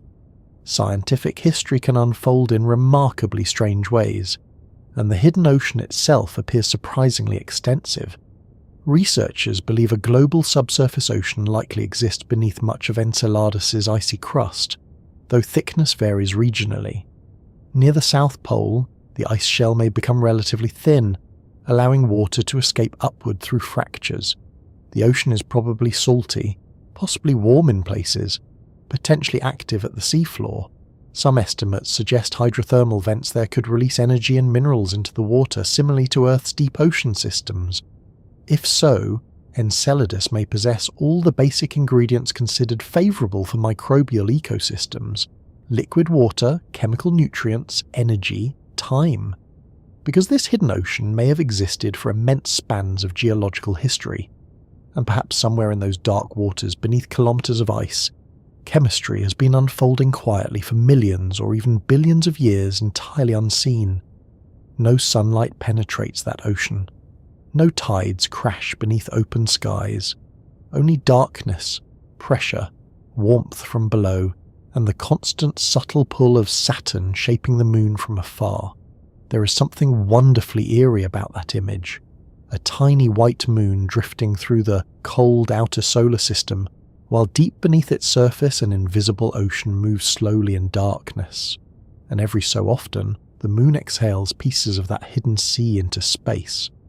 The south polar terrain itself looks unlike most icy worlds. The tiger stripe fractures cut through relatively young terrain with surprisingly few impact craters. Ice blocks and ridges surround the region. Heat measurements show temperatures there are significantly warmer than surrounding areas, though warmer remains relative in a place this cold. Still extremely unpleasant by ordinary human standards. One fascinating aspect of Enceladus is how active such a small moon remains. Small worlds usually cool relatively quickly over cosmic timescales because they lose internal heat faster than larger planets or moons. Yet Enceladus somehow continues powering major geological activity despite its modest size. Scientists still debate exactly how the moon maintains enough energy internally to sustain the plumes over long periods. Tidal heating clearly contributes, but details of the energy balance remain complex and not entirely solved. The moon continues challenging models even now, which seems increasingly common among the solar system's most interesting objects. Another remarkable discovery involved tiny silica grains found within the plumes. These particles likely formed through interactions between hot water and rock, at temperatures possibly exceeding 90 degrees Celsius on the ocean floor. That strongly suggests hydrothermal vent activity. And once hydrothermal vents enter the conversation, astrobiologists become very difficult to calm down. Because some theories about the origin of life on Earth propose that hydrothermal environments may have played a crucial role in early biology. Mineral-rich warm water systems provide chemical gradients and energy sources potentially favourable for complex organic chemistry.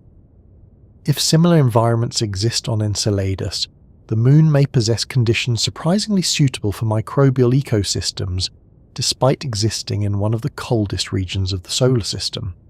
Not because sunlight warms it, not because it resembles Earth, but because gravity and chemistry quietly created an ocean beneath the ice. Again and again, the solar system reveals that life-friendly environments may emerge in places humanity never originally expected, and Enceladus does all of this while remaining incredibly small. That may be the Moon's most charming quality scientifically. Giant planets are expected to be dramatic. Massive worlds naturally attract attention. But Enceladus resembles a tiny bright snowball orbiting Saturn, and somehow it ended up containing one of the most promising extraterrestrial oceans ever discovered. The universe has a wonderful tendency to hide extraordinary things inside modest packages. If you stood on Enceladus near the South Polar region, the experience would feel surreal beyond description. Saturn would dominate the sky enormously, its rings stretching overhead in breathtaking arcs. The ground beneath your feet would gleam with fresh ice, brighter than snow under sunlight. Nearby fractures might vent shimmering material upward into vacuum while fine ice particles drifted slowly downward again. Gravity would be extremely weak, only about 1% of Earth's. You could leap enormous distances accidentally with minimal effort, though you would need a spacesuit, and excellent judgment, preferably both. The plumes themselves create a faint atmosphere around the Moon, though far too thin for breathing. Escaping particles spread outward into Saturn's E-ring, meaning Enceladus continuously contributes material to its planetary environment. A tiny moon quietly feeding a giant ring system, particle by particle. Even Saturn's majestic rings partly depend on hidden ocean eruptions from a frozen world far below them. Space relationships become surprisingly interconnected once you start paying attention. Future missions to Enceladus seem almost inevitable now. Scientists desperately want better measurements of the ocean chemistry, plume composition, ice shell structure, and possible biosignatures. Some proposed missions involve repeated plume fly-throughs. Others imagine landers approaching active regions near the South Pole. More ambitious concepts even include melting through the ice one day to deploy robotic submarines into the hidden ocean itself. Which sounds wonderfully simple until you remember the environment involves vacuum, radiation, freezing temperatures, communication delays, and drilling through kilometers of extraterrestrial ice. Humanity does enjoy selecting extremely challenging hobbies. Still, Enceladus remains one of the few places in the solar system where discovering alien life feels genuinely plausible within future generations. Not guaranteed, not even likely perhaps, but plausible. And that alone changes the emotional landscape of astronomy entirely. Because somewhere beneath that bright frozen surface, warm water may already contain biology, quietly existing in darkness, while Saturn turns slowly overhead. No creature there would know about Earth. No organism would understand stars or galaxies or human beings lying awake at night listening to stories about distant moons. Yet life, if it exists there, would still belong to the same universe as us. Different origin, different ocean, different world entirely, but alive. Among all the moons orbiting the planets of our solar system, one quietly holds a rather absurd record. It is bigger than Mercury, bigger than Pluto, bigger than every other moon we have ever discovered. And yet despite all of that, most people rarely think about it at all. Its name is Ganymede, a world orbiting Jupiter every 7 days beneath one of the harshest radiation environments in the solar system. At more than 5,200 kilometers across, Ganymede is so large that if it were not gravitationally trapped by Jupiter, it would likely have been classified as a full planet centuries ago. Instead, it remains labelled simply as a moon, which feels slightly unfair, especially because Ganymede turns out to be extraordinary in ways extending far beyond size alone. It has its own magnetic field, its own auroras, possibly multiple hidden oceans stacked beneath layers of ice, an interior more complex than scientists originally imagined, and a history stretching back billions of years into the chaotic formation of the solar system itself. Yet somehow it still exists mostly in the shadow of Jupiter, which admittedly is a difficult object to compete with visually. Jupiter is enormous, striped, storm-covered, and dramatic enough to dominate almost any conversation automatically. Beside it, even giant moons can seem secondary at first glance. But if Jupiter disappeared tomorrow, Ganymede would immediately become one of the most remarkable planetary bodies humans had ever observed. The moon was first discovered in 1610 by Galileo Galilei, alongside Io, Europa and Kalisto. Those 4 moons, now known as the Galilean moons, transformed astronomy permanently because they demonstrated that not everything orbited Earth. Tiny moving points beside Jupiter ended up helping dismantle humanity's old picture of the universe, and among those moons, Ganymede eventually revealed itself as the giant of the group. If you could stand on its surface, the landscape would appear frozen and ancient. Great stretches of ice and rock cover the moon, broken by enormous grooves, ridges and impact scars formed over geological time. Some regions are dark and heavily cratered, preserving ancient terrain billions of years old. Other areas appear lighter and more complex, marked by long tectonic features where the surface once shifted and cracked. The entire moon feels like a world caught between frozen stillness and ancient activity. Unlike Io, it is not volcanically exploding. Unlike Europa, its ocean does not sit close beneath a smooth, icy crust.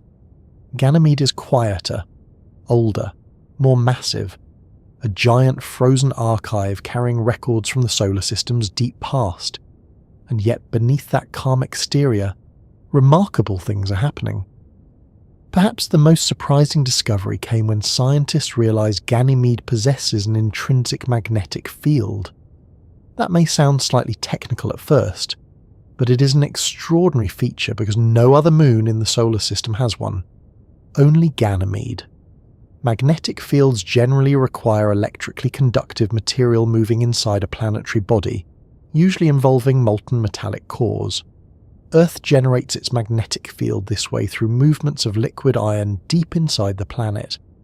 Ganymede somehow does something similar.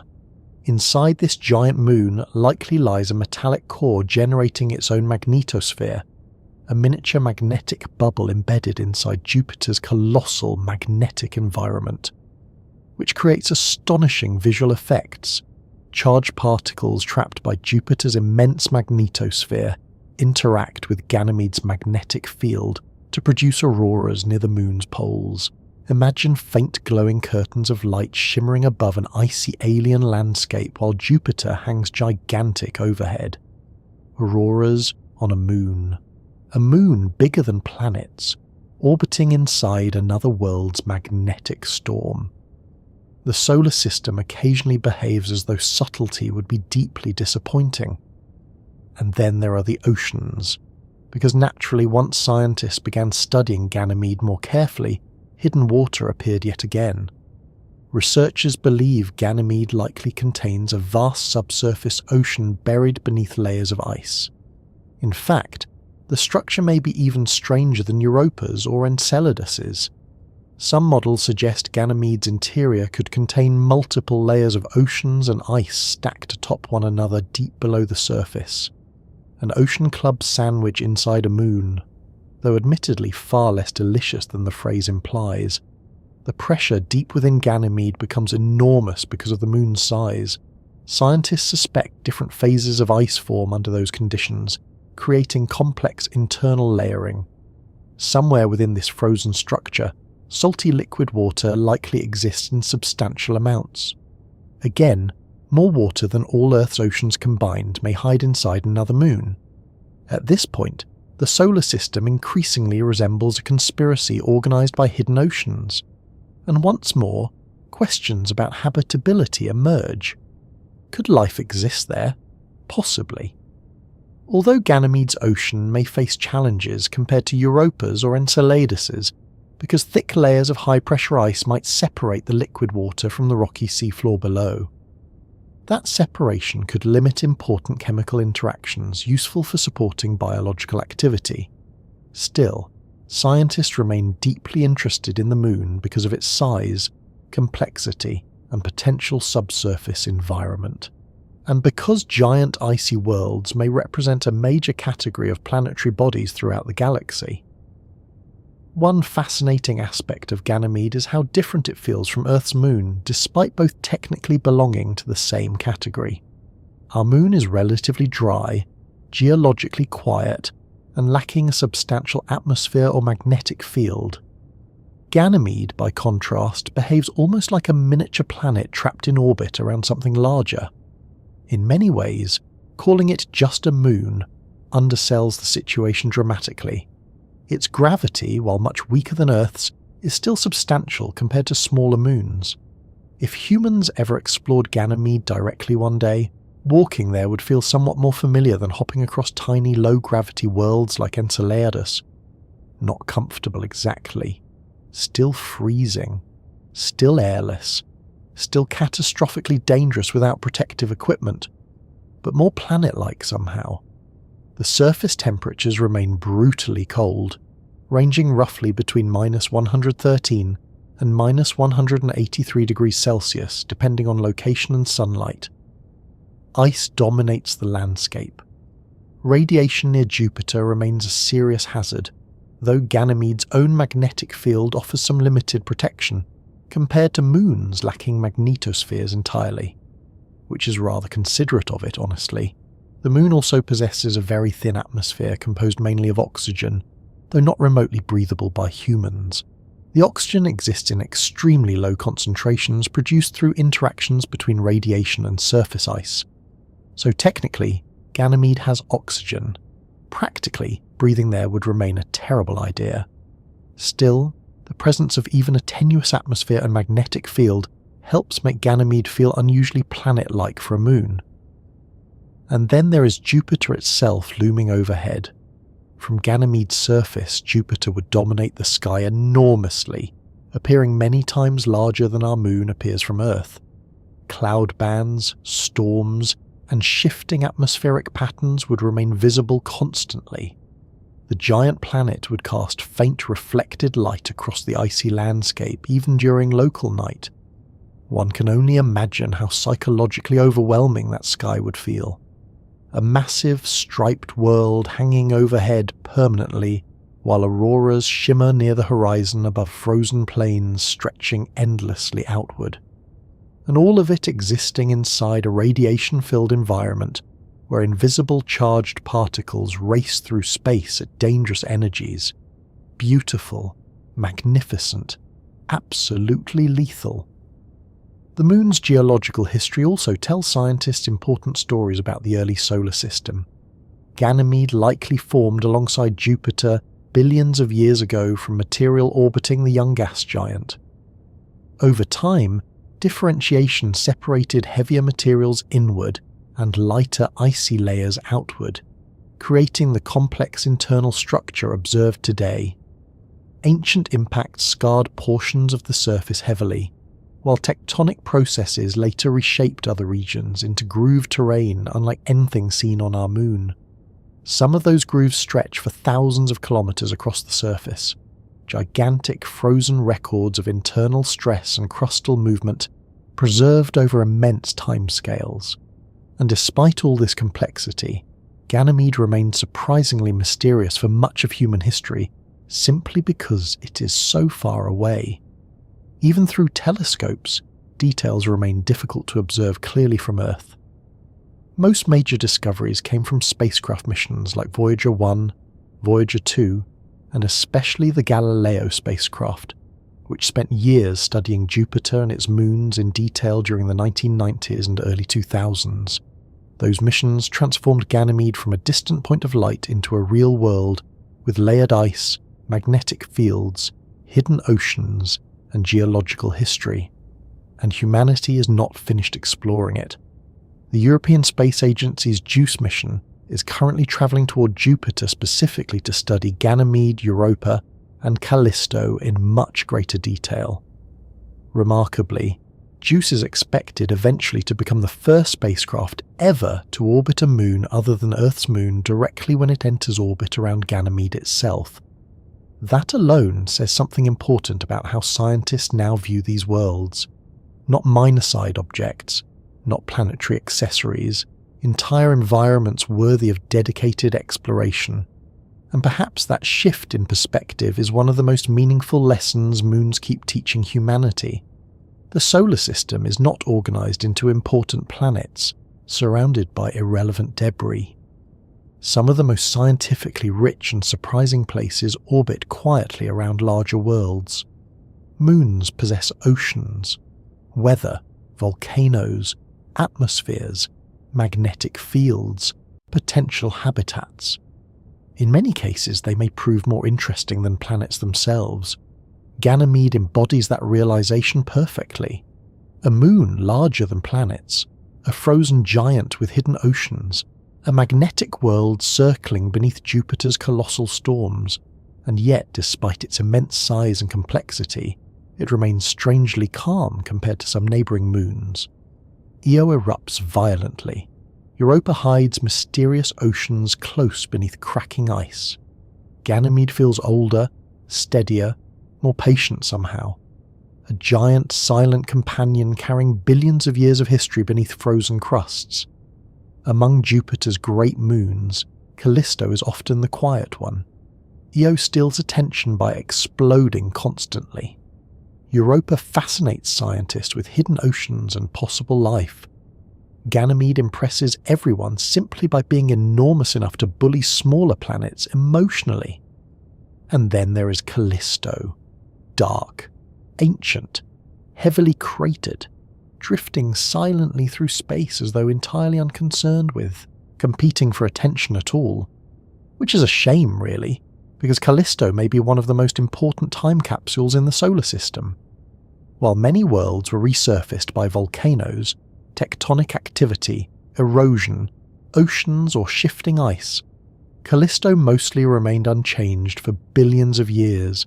Its surface preserves scars from the distant past in astonishing detail, like a frozen archive recording the violence of the early solar system. If Earth is a constantly rewritten book, and Io is a page currently on fire, then Kalisto is more like an old library no one has touched for ages, dusty, quiet, full of history, and remarkably intact. At first glance, Kalisto appears rather gloomy compared to Jupiter's brighter, icy moons. Its surface is dark grey and brownish, covered in ancient impact craters layered over one another in enormous overlapping patterns. Some regions are so densely cratered that it becomes difficult to distinguish individual impacts clearly, because new craters formed atop older ones repeatedly over immense spans of time. It is one of the most heavily cratered objects in the entire solar system, which immediately tells scientists something important. The surface is extremely old, probably around 4 billion years old in many places. That means Kalisto avoided the large-scale resurfacing events that transformed many neighbouring worlds. No global volcanic renewal, no dramatic tectonic recycling, no widespread ice shell overturning. The moon simply accumulated impacts slowly while orbiting Jupiter through cosmic history. And because of that stillness, Kalisto preserves evidence from an era long vanished elsewhere. The early solar system was chaotic beyond ordinary imagination. Young planets migrated, asteroids collided constantly, giant impacts reshaped worlds repeatedly. Debris filled space in staggering quantities. During a period called the Late Heavy Bombardment roughly 4 billion years ago, impacts may have hammered many planetary surfaces relentlessly. Earth experienced this violence too. Mars did.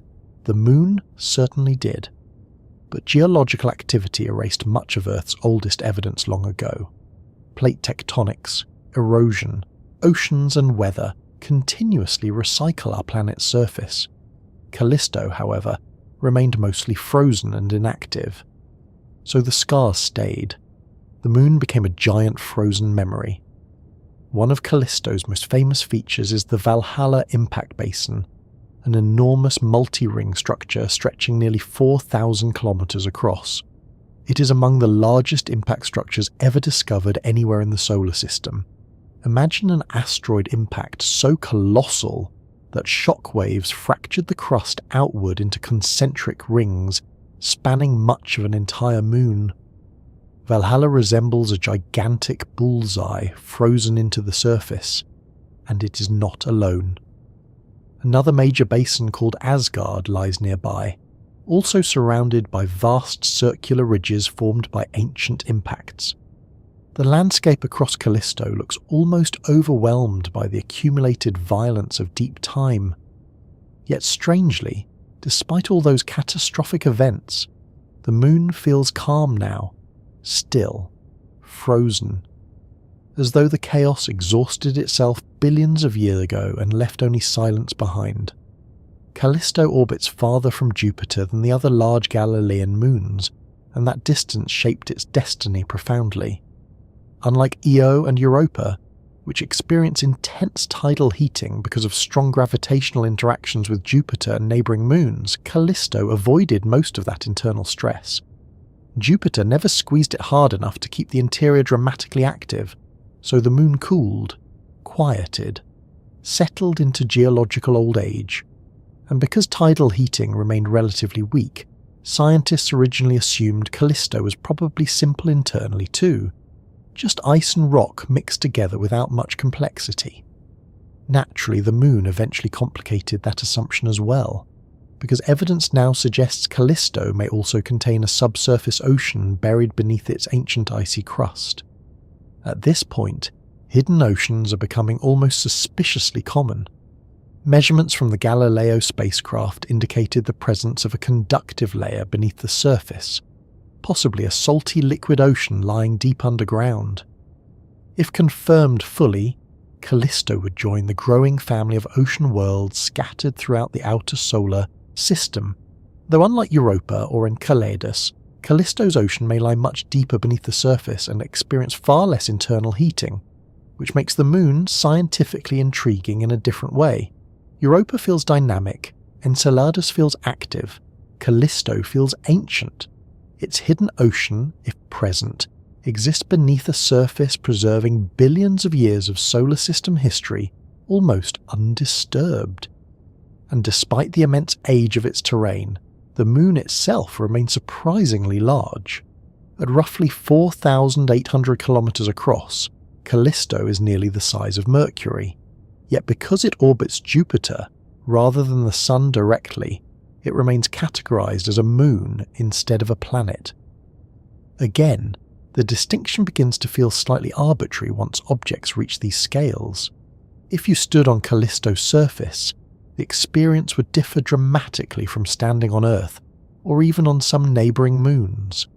The sky would remain black at all times because the moon lacks any substantial atmosphere to scatter sunlight. Jupiter would loom enormous overhead, though not quite as overwhelmingly large as seen from closer moons like Io. The landscape around you would appear ancient beyond comprehension. Crater walls, frozen plains, endless overlapping scars stretching toward the horizon. No wind, no rain, no oceans moving beneath open skies, just silence preserved across geological ages. And unlike Europa or Io, Kalisto resides mostly outside Jupiter's most intense radiation belts. That detail has made the moon particularly interesting for long-term exploration concepts, because radiation exposure there would be far less severe than on moons closer to Jupiter. In fact, some scientists have suggested Kalisto could potentially serve as a future base location for human missions exploring the Jovian system, which admittedly sounds exciting right up until you remember less radiation than Io is not necessarily the same thing as pleasant.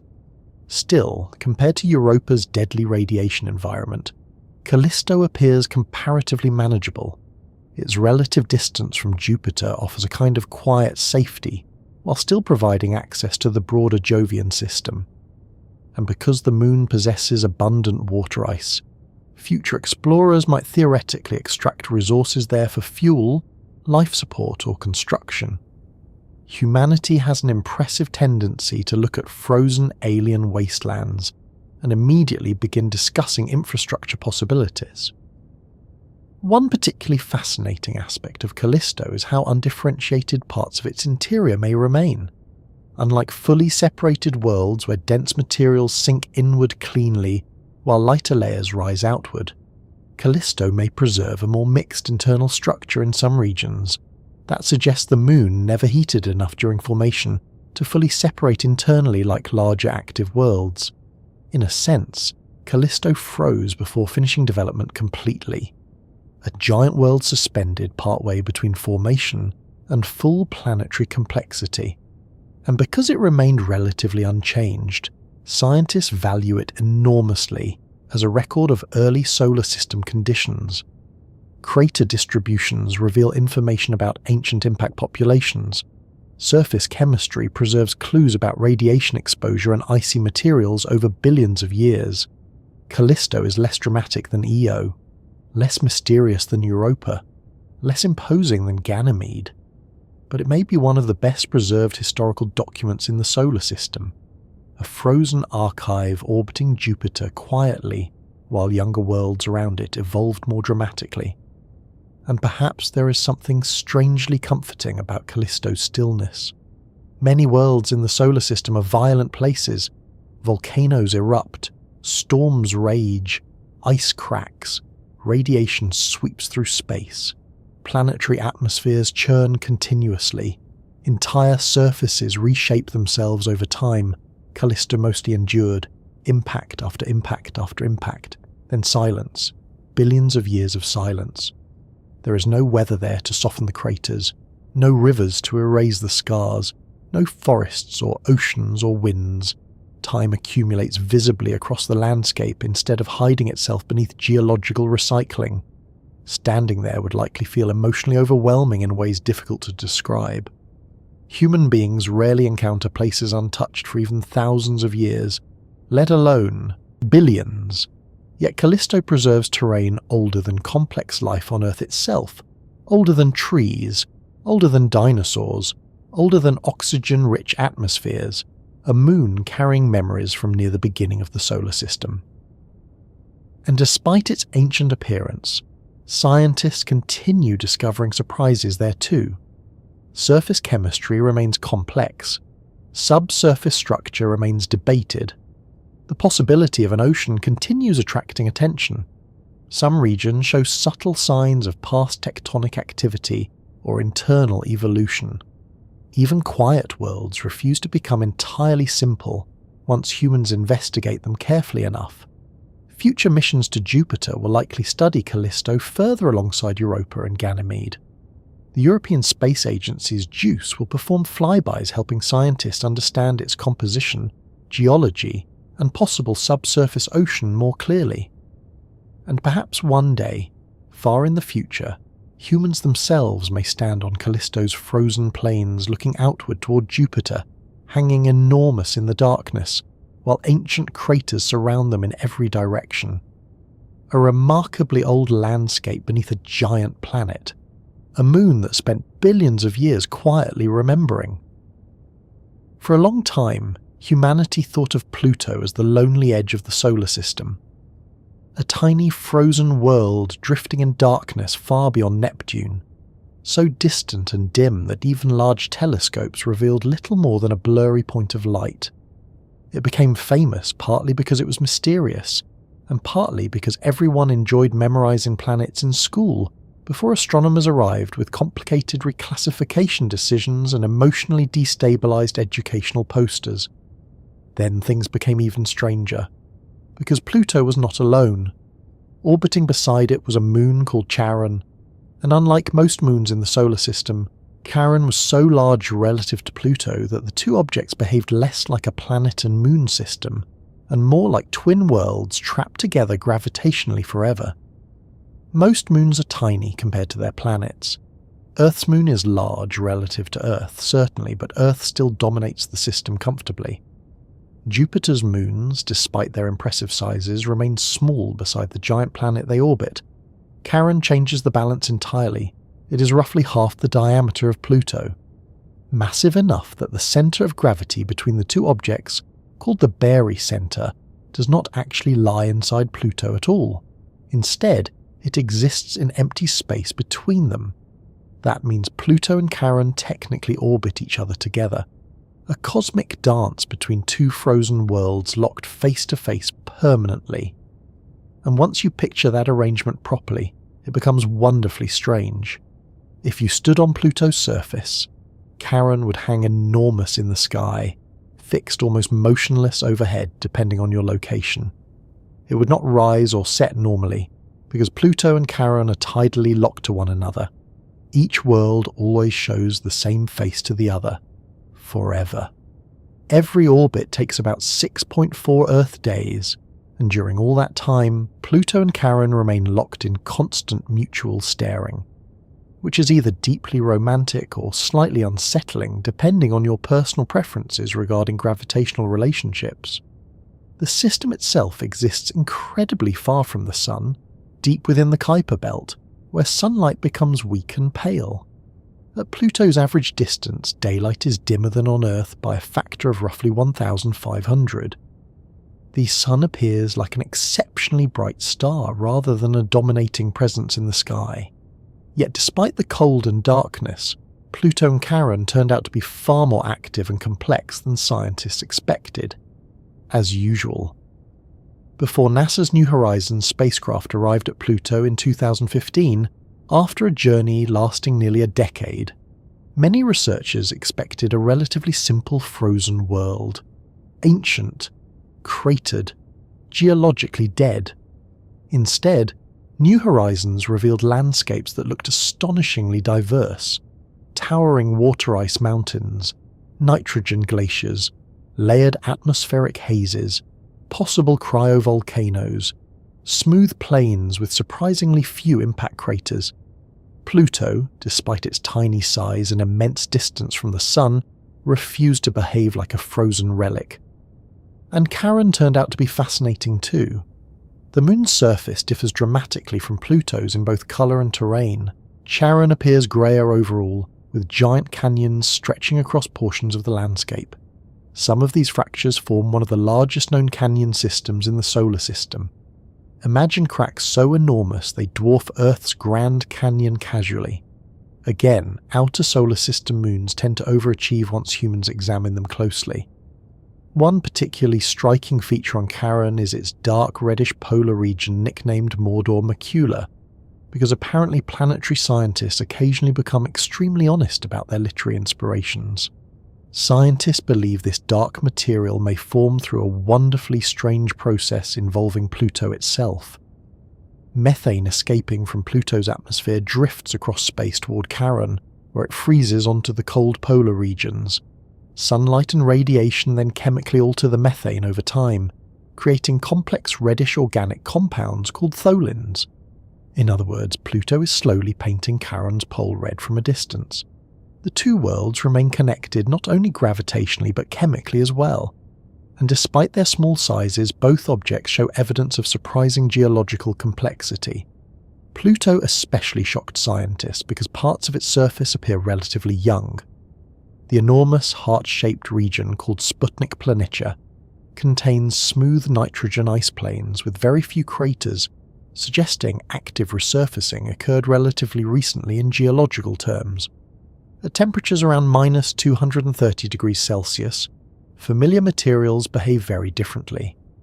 Nitrogen, methane, and carbon monoxide can exist as ices that slowly flow across the landscape, like glaciers under Pluto's weak gravity. Water ice there behaves more like bedrock because it remains extremely hard at such low temperatures. Entire alien geological systems operate using frozen gases instead of liquid water or molten rock. The farther humans explore the solar system, the more chemistry itself seems to rearrange into unfamiliar versions of nature. And beneath Pluto's icy crust, scientists even suspect a subsurface ocean may once have existed, or perhaps still exists today in some form, naturally. Because hidden oceans are apparently the solar system's favourite surprise. Some evidence suggests Pluto may possess an internal layer of liquid water insulated beneath the surface by radioactive heating and thick ice above. If true, it would mean even distant dwarf planets in deep freeze can maintain internal complexity for billions of years. Charon, meanwhile, likely experienced internal freezing and expansion long ago, potentially helping create its enormous surface fractures. As internal water froze and expanded, the crust may have cracked apart dramatically.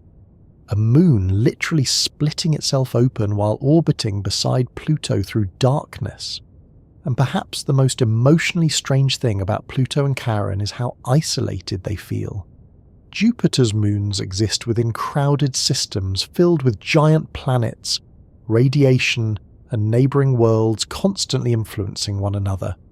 Saturn's moons drift among rings and complex gravitational interactions. Pluto and Charon exist far beyond all that, quietly orbiting each other in the dim outskirts of the solar system where sunlight weakens into distant twilight. The nearest large planet lies billions of kilometres away. Space around them feels emptier somehow, colder, more patient. And because Pluto's orbit is highly elliptical, conditions there change slowly over immense spans of time. One complete orbit around the Sun takes 248 Earth years.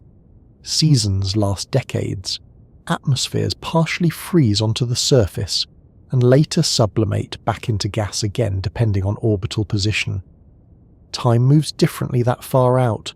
Entire human generations pass during a single Plutonian season. Imagine being born during winter on Pluto and dying before summer fully ended. The scale of the outer solar system quietly humbles ordinary human intuitions about time. Yet despite their remoteness, Pluto and Charon became deeply important scientifically because they revealed how diverse Kuiper Belt objects could be. Before New Horizons, the outermost regions of the solar system remained largely mysterious. Scientists knew icy objects existed there, but details were limited.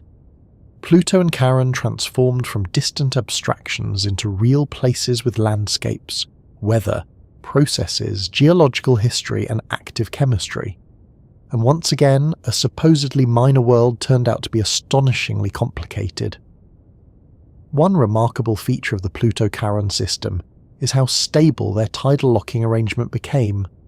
Over time, gravitational interactions synchronized both bodies completely. Pluto always shows the same hemisphere toward Charon, and Charon always shows the same face toward Pluto. Permanent mutual orientation, an eternal gravitational partnership. No sunrise or moonrise from certain regions because the companion world simply hangs motionless in the sky forever. There is something hauntingly beautiful about that image. Two frozen worlds facing each other continuously across empty space, while orbiting together through darkness for billions of years. And yet, despite the poetic appearance, the system formed through violence. Scientists believe Charon likely originated after a giant impact early in Pluto's history, similar in some ways to theories about Earth's moon formation. A massive collision blasted material into orbit around Pluto, eventually gathering into Charon. Catastrophe, creating companionship once again. The solar system repeats that pattern often. Impacts destroy, gravity rebuilds, worlds emerge. The more scientists study Pluto and Charon, the more the distinction between planet and moon began feeling somewhat blurry. Charon is too large relative to Pluto to behave like a typical moon. The barycenter lies outside Pluto entirely. Some researchers informally describe the system as a binary dwarf planet arrangement rather than a simple moon system.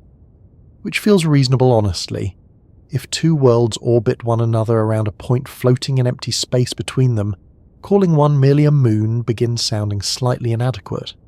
Still, classifications matter less than the underlying reality, and the reality is this. Deep in the outer solar system, two frozen worlds remain locked together gravitationally in one of the most unusual orbital relationships ever discovered. A double-world system drifting beneath weak sunlight at the edge of the sun's domain. Some moons look majestic, some look dangerous, some look ancient, frozen, volcanic, or mysteriously oceanic. And then there is Hyperion, which looks as though the universe attempted to build a normal moon, became distracted halfway through, and simply decided, good enough. Orbiting Saturn among its many icy companions, Hyperion is one of the strangest shaped objects in the solar system. Instead of forming a smooth sphere like larger moons do under their own gravity, Hyperion resembles a giant irregular chunk of porous ice covered in deep craters. Most people immediately compare it to a sponge, and honestly, the comparison is difficult to improve upon. Its surface is filled with enormous pits and cavities, giving the moon an appearance somewhere between volcanic pumice, Swiss cheese, and an object that perhaps should not be touched without protective gloves. The moon itself is relatively small, only about 270 kilometers across at its widest point, and its gravity is extraordinarily weak. If you somehow stood on Hyperion and jumped enthusiastically in the wrong direction, you might genuinely risk drifting away from the surface entirely. Careful walking would become less a matter of balance, and more a matter of remaining politely attached to the moon. And yet, despite its odd appearance, Hyperion becomes even stranger once you examine its motion. Most moons rotate in predictable ways. They spin steadily while orbiting their planets, often becoming tidally locked over time so the same face always points toward the planet they orbit. Hyperion refused to cooperate with that arrangement entirely. Instead, it tumbles chaotically through space, not metaphorically, actually chaotically. Its rotation changes unpredictably because Saturn's gravity and the gravitational influence of nearby Triton constantly disturb it. Rather than spinning smoothly like Earth's moon, Hyperion rotates irregularly, wobbling and tumbling in ways that make long-term predictions extremely difficult. If you lived on Hyperion, assuming you somehow solved the minor issues involving vacuum and non-existent gravity, the sky would behave bizarrely. Saturn would appear in different positions unpredictably. The sun would rise and set at irregular angles. Orientation itself would become confusing over time. The moon behaves less like a stable world and more like a cosmic object that never quite settled down properly. And perhaps the most fascinating thing about Hyperion is how empty it is internally. Its density is incredibly low, suggesting the moon contains enormous amounts of empty space within its structure. Scientists suspect Hyperion may be highly porous, perhaps resembling a loosely compacted rubble pile more than a solid body. Imagine a moon made partly of gaps and voids, held together gently by weak gravity. That unusual structure probably explains why its craters look so strange. On denser worlds, impacts blast material outward forcefully and create flatter crater floors. Hyperion's porous surface absorbs impacts differently, leaving deep, sharp-edged pits instead. Some craters contain dark, reddish material gathered at their bottoms, creating eerie contrasts against the brighter ice surrounding them. Scientists think this material may consist of hydrocarbons or complex organic compounds accumulating over time. So even Hyperion's craters look unsettlingly mysterious. The moon itself likely formed from fragments produced during ancient collisions elsewhere in Saturn's system. Over time, gravity pulled debris together loosely into the irregular object we see today. But because Hyperion remained relatively small, gravity never became strong enough to compress it into a sphere fully. It simply stayed lumpy forever. There is something oddly charming about that. Most large objects in the solar system eventually surrender to gravity's demand for roundness. Hyperion somehow escaped the pressure by remaining small and porous enough to preserve its awkward shape. A cosmic exception drifting around Saturn like an unfinished idea. And despite its bizarre appearance, scientists value Hyperion because it demonstrates how diverse moons can become, depending on size, composition, impacts, and gravitational interactions. Not every moon evolves into a neat spherical world with stable rotation. Some become tumbling sponge-shaped oddities barely held together at all, and once you think the solar system cannot possibly become more unusual, another moon arrives and somehow manages exactly that. Because orbiting Uranus is a moon called Miranda that looks less like a normal celestial body and more like several unrelated worlds accidentally stitched together. Miranda is not large, only about 470 kilometers across. Yet its surface contains some of the most extreme terrain ever discovered on any moon. Gigantic cliffs, patchwork regions with completely different appearances, massive canyons, ancient cratered plains abruptly interrupted by younger bizarre structures.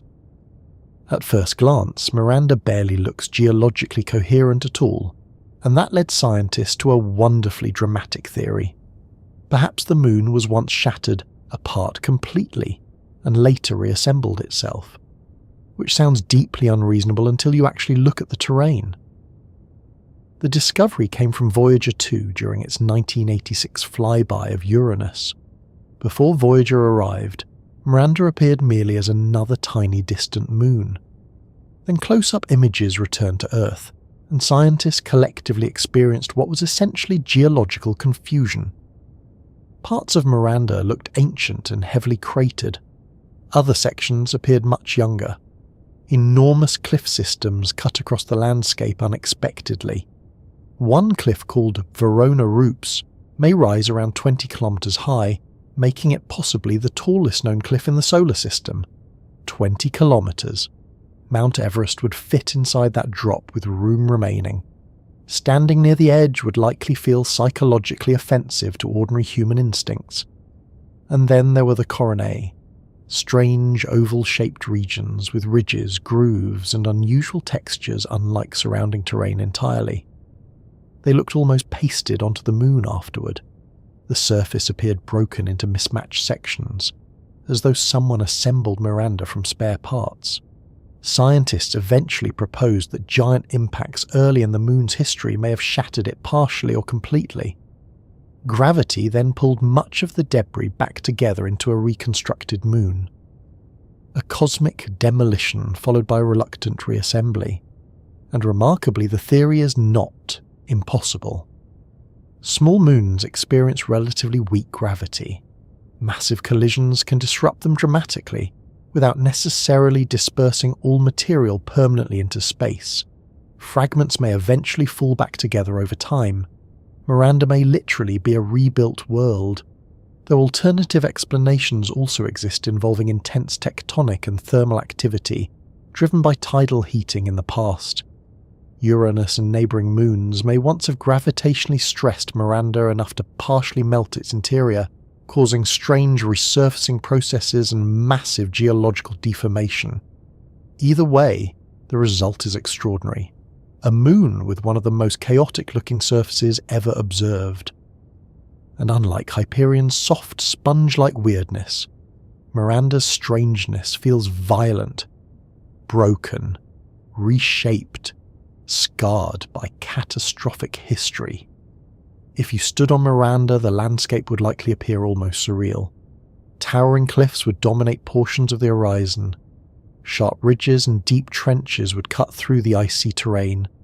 Vast regions would look completely different from neighbouring areas only a short distance away. The moon would not feel unified visually. It would feel assembled. And because Uranus itself rotates tipped sideways compared to most planets, the entire Uranian system experiences unusual seasonal lighting conditions over long periods. During parts of its long orbit around the Sun, regions of Miranda may experience decades of darkness, followed by decades of sunlight. Again, the outer solar system quietly abandons ordinary Earth expectations whenever convenient. Miranda also highlights an important truth about moons generally. Small size does not guarantee simplicity. In fact, some of the most bizarre worlds discovered so far are relatively small moons shaped by unusual histories. Giant planets attract attention naturally because of their scale, but moons often preserve stranger geological stories. Hyperion became a tumbling porous sponge. Miranda became a shattered and rebuilt patchwork world. Enceladus sprays oceans into space. Io erupts constantly. Europa hides seas beneath ice. The category moon turns out to contain astonishing diversity. And perhaps that is partly because moons live complicated lives gravitationally. They are pulled, squeezed, captured, shattered, heated, frozen, and reshaped by nearby giant planets, continuously over billions of years. Planets dominate, moons adapt, sometimes beautifully, sometimes catastrophically, sometimes in ways so strange that scientists initially struggle to explain what they are seeing at all. For most of human history, moons existed only in our own solar system. People looked upward and saw Earth's moon glowing above them, while astronomers gradually discovered additional moons circling Jupiter, Saturn, Uranus and Neptune through telescopes over the centuries. Eventually, spacecraft visited those distant worlds directly, revealing volcanoes, frozen oceans, methane rainstorms, and landscapes stranger than anyone had expected. And then astronomy took another enormous step outward, because once scientists confirmed the existence of planets orbiting other stars, an obvious question followed almost immediately. If planets exist elsewhere, then where are their moons? The answer is almost certainly everywhere. And yet, strangely enough, exomoons remain some of the most difficult objects in astronomy to detect. Planets around distant stars are already incredibly challenging to observe. Compared to their stars, planets are tiny, dark, faint objects lost inside overwhelming stellar brightness. Detecting them often requires indirect methods like watching for tiny dips in starlight during planetary transits, or measuring subtle, gravitational wobbles in the host star itself. Now imagine trying to detect a moon orbiting one of those already difficult to detect planets. A moon around a planet around a distant star. The observational challenge becomes almost absurd, and yet astronomers keep trying because moons may be extraordinarily important in the universe, possibly even more important than planets in some cases. There may be billions of them, trillions perhaps, entire hidden populations of alien moons orbiting giant worlds across the galaxy, while humanity strains to glimpse even a few hints of their existence. The research itself feels slightly like trying to identify individual fireflies circling distant lighthouse beams from across an ocean. Still, over the last couple of decades, astronomers have found tantalizing clues suggesting exomoons are real and potentially enormous. One of the most discussed candidates involves a possible moon orbiting the exoplanet Kepler 1625b. Observations from the Kepler Space Telescope and later the Hubble Space Telescope suggested the presence of a Neptune-sized moon orbiting a giant planet, a moon the size of Neptune, which immediately demonstrates how differently planetary systems elsewhere may behave. In our solar system, moons remain smaller than planets by comfortable margins, but around distant stars entirely new categories of moon systems may exist. Giant moons orbiting super Jupiters, rocky moons circling gas giants within habitable zones, worlds larger than Earth, permanently illuminated by reflected light from colossal nearby planets hanging overhead. And perhaps somewhere out there, moons more habitable than the planets they orbit. That possibility has fascinated scientists for years. Imagine a giant gas planet orbiting inside the habitable zone of its star, warm enough for liquid water to exist. The gas giant itself might lack a solid surface entirely, but large moons orbiting it could potentially possess atmospheres, oceans, climates, and stable environments suitable for life. Entire Earth-like moons around giant alien planets. The idea sounds wonderfully cinematic. Night skies dominated by enormous striped worlds overhead, while stars drift across alien atmospheres. Tides driven by massive nearby planets. Eclipses occurring constantly as giant worlds block starlight. And unlike isolated planets, such moons would receive energy from multiple sources simultaneously. Sunlight from the host star, reflected light from the nearby planet, tidal heating generated by gravitational flexing. A moon orbiting a giant planet might remain geologically active for billions of years, even in regions where ordinary planets would freeze. Again and again, moons expand the possible locations where life might emerge. Some scientists even argue that habitable exomoons may outnumber habitable planets eventually. Because giant planets appear extremely common throughout the galaxy, and wherever giant planets form, Moons often follow. Of course, life on an exomoon might experience profoundly different conditions from life on Earth. Take tides, for example. On Earth, the moon creates ocean tides that shape coastlines and marine ecosystems.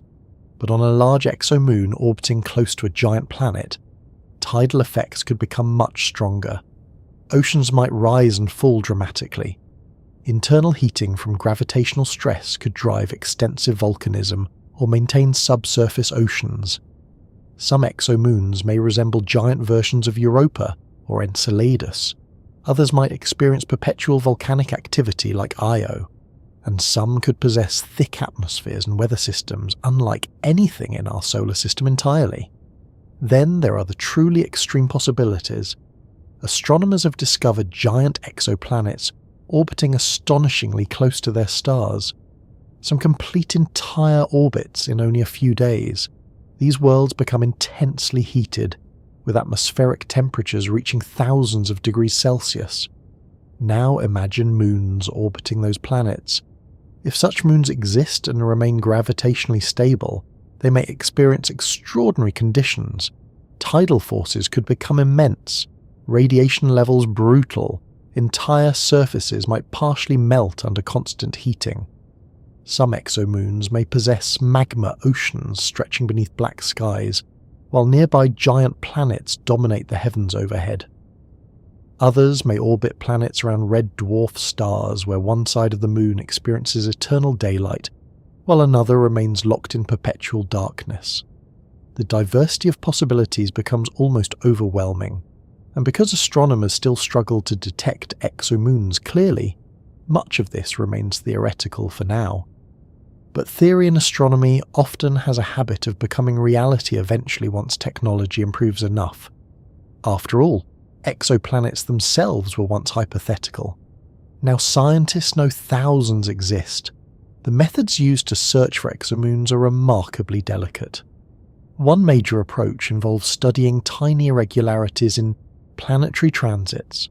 If a planet passes in front of its star from our perspective, it blocks a small amount of starlight. A moon orbiting that planet could slightly alter the timing or brightness pattern of the transit.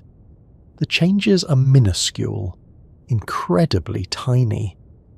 Astronomers measure fluctuations so subtle that the process feels less like observation and more like cosmic detective work. And because data can be noisy and ambiguous, confirming exomoons remains difficult. Many candidate detections stay uncertain for years while scientists debate interpretations carefully. Still, most researchers agree on one important point. Exomoons almost certainly exist. Too many planets exist for moons not to emerge naturally as part of planetary formation processes. Gravity builds systems repeatedly throughout the universe. Stars gather planets. Planets gather moons. Some moons may even gather smaller moonlets occasionally. Cosmic nesting dolls assembled by orbital mechanics. One especially fascinating possibility involves rogue exomoons. Worlds once orbiting planets, but later ejected into interstellar space entirely through gravitational interactions or catastrophic events. These moons would wander alone between stars without any sun at all. At first glance, such worlds sound hopelessly frozen and lifeless. But perhaps not. If a rogue moon retained enough internal heating through radioactive decay or tidal interactions before ejection, subsurface oceans might survive beneath thick insulating ice layers for immense spans of time. A dark, wandering moon carrying hidden oceans through interstellar space without any star nearby. The universe keeps producing environments stranger than expected every time humans attempt to categorize it neatly. Another curious possibility involves moons around rogue planets themselves. Some giant planets may drift through the galaxy unattached to any star, carrying their own moon systems into darkness. Imagine skies without a sun, no sunrise, no daylight, only starlight and the looming presence of a giant planet overhead while hidden oceans move beneath frozen crusts. It sounds less like astronomy and more like a dream someone has after falling asleep during a physics lecture. Yet nothing currently known in physics forbids such worlds from existing. And perhaps the most emotionally strange realization about exomoons is this: many may already contain histories unfolding completely beyond human awareness. Somewhere right now, alien moons likely circle giant planets beneath unfamiliar stars. Storms move through their atmospheres, ice cracks, volcanoes erupt, oceans shift beneath frozen shells, seasons change over decades or centuries, entire worlds living out their histories silently, while humanity remains barely capable of detecting their existence at all. It is a humbling thought, especially because moons in our own solar system already taught us how deceptive appearances can be. For centuries, moons seemed secondary, minor companions beside more important planets. Then spacecraft arrived and revealed volcanoes, oceans, atmospheres, weather cycles, magnetic fields, hydrothermal chemistry, and geological complexity. If our own moons proved so astonishing up close, what might exist around distant stars? Perhaps ocean moons larger than Earth. Perhaps worlds permanently illuminated by giant ringed planets overhead. Perhaps moons with ecosystems beneath ice. Perhaps places where life emerged entirely independently under conditions humans have never imagined. The galaxy suddenly feels less empty once you begin thinking in terms of moons instead of planets alone. And yet, despite all these extraordinary possibilities beyond our solar system, some of the strangest moons ever discovered remain much closer to home. Because before humanity ever finds alien exomoons directly, there are still bizarre worlds within our own solar system waiting to challenge expectations one last time. Worlds where gravity becomes so weak that landscapes barely hold together. Worlds wandering near the edge of interstellar darkness. Worlds proving that moons are not merely side characters orbiting larger planets. They are some of the most extreme, creative, and surprising places the universe has ever built. Most moons spend their lives attached to something larger. They orbit giant planets faithfully for billions of years, locked into gravitational relationships that shape everything about them. Their climates, tides, geological activity, and even internal oceans often depend on the worlds they circle. Jupiter squeezes Io into volcanic fury. Saturn warms Enceladus enough to maintain hidden seas. Neptune captured Triton and changed its destiny forever. Moons and planets usually travel together, which makes the idea of a moon wandering completely alone through interstellar space feel strangely unsettling. And yet, according to many astronomers, such worlds may actually exist. Rogue moons, objects once bound to planets, but later cast out into the darkness between stars. Entire moons drifting alone through the galaxy without a sun, without a home planet, without even daylight in any ordinary sense. At first glance, the idea sounds impossible. Surely moons need planets in order to remain moons at all. Otherwise, they simply become small rogue planets, or frozen asteroids wandering independently through space. Technically, that is partly true. Once a moon escapes permanently from its planet, the distinction becomes somewhat philosophical. But the important point is origin. These objects may have formed as moons inside planetary systems before violent gravitational events eventually ejected them outward into interstellar darkness. And the universe appears remarkably good at ejecting things. Planetary systems are not calm places during their early formation stages.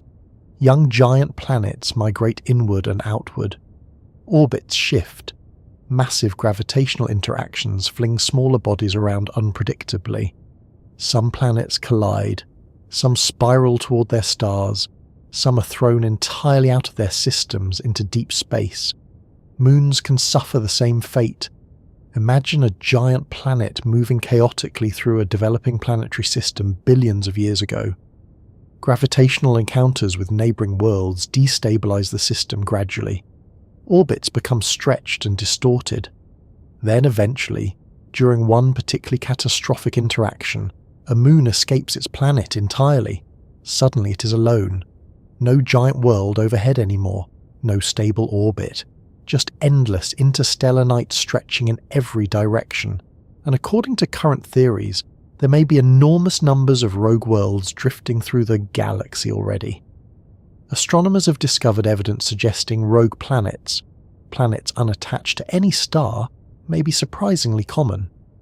If rogue planets exist in large numbers, then rogue moons probably do too. Because wherever giant planets formed with moon systems originally, at least some moons may have escaped during violent orbital reshuffling. The galaxy could contain countless orphaned moons wandering silently between stars, which is a deeply lonely image if you think about it too long before sleep.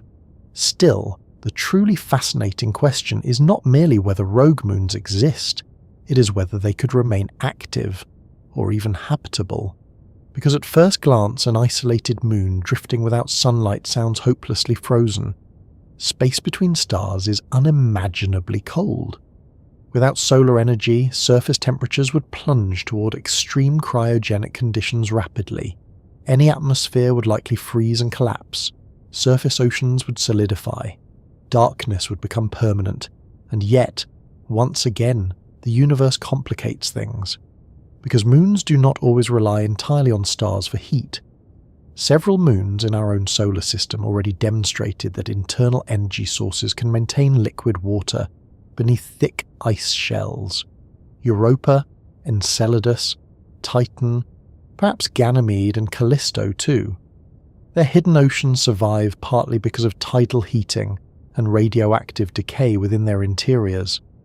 Now imagine a rogue moon that once orbited a giant planet closely enough to experience substantial tidal heating before ejection. Its interior may already contain warm subsurface oceans insulated beneath kilometers of ice.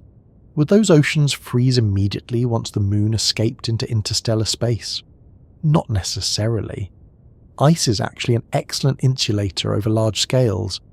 Thick frozen crusts can trap internal heat surprisingly effectively. Radioactive decay within rocky interiors may continue providing warmth slowly over billions of years.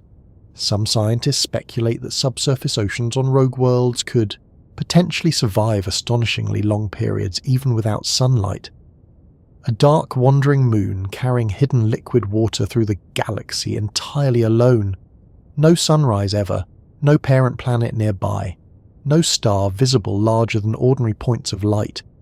Just frozen silence above while warm oceans move beneath the ice.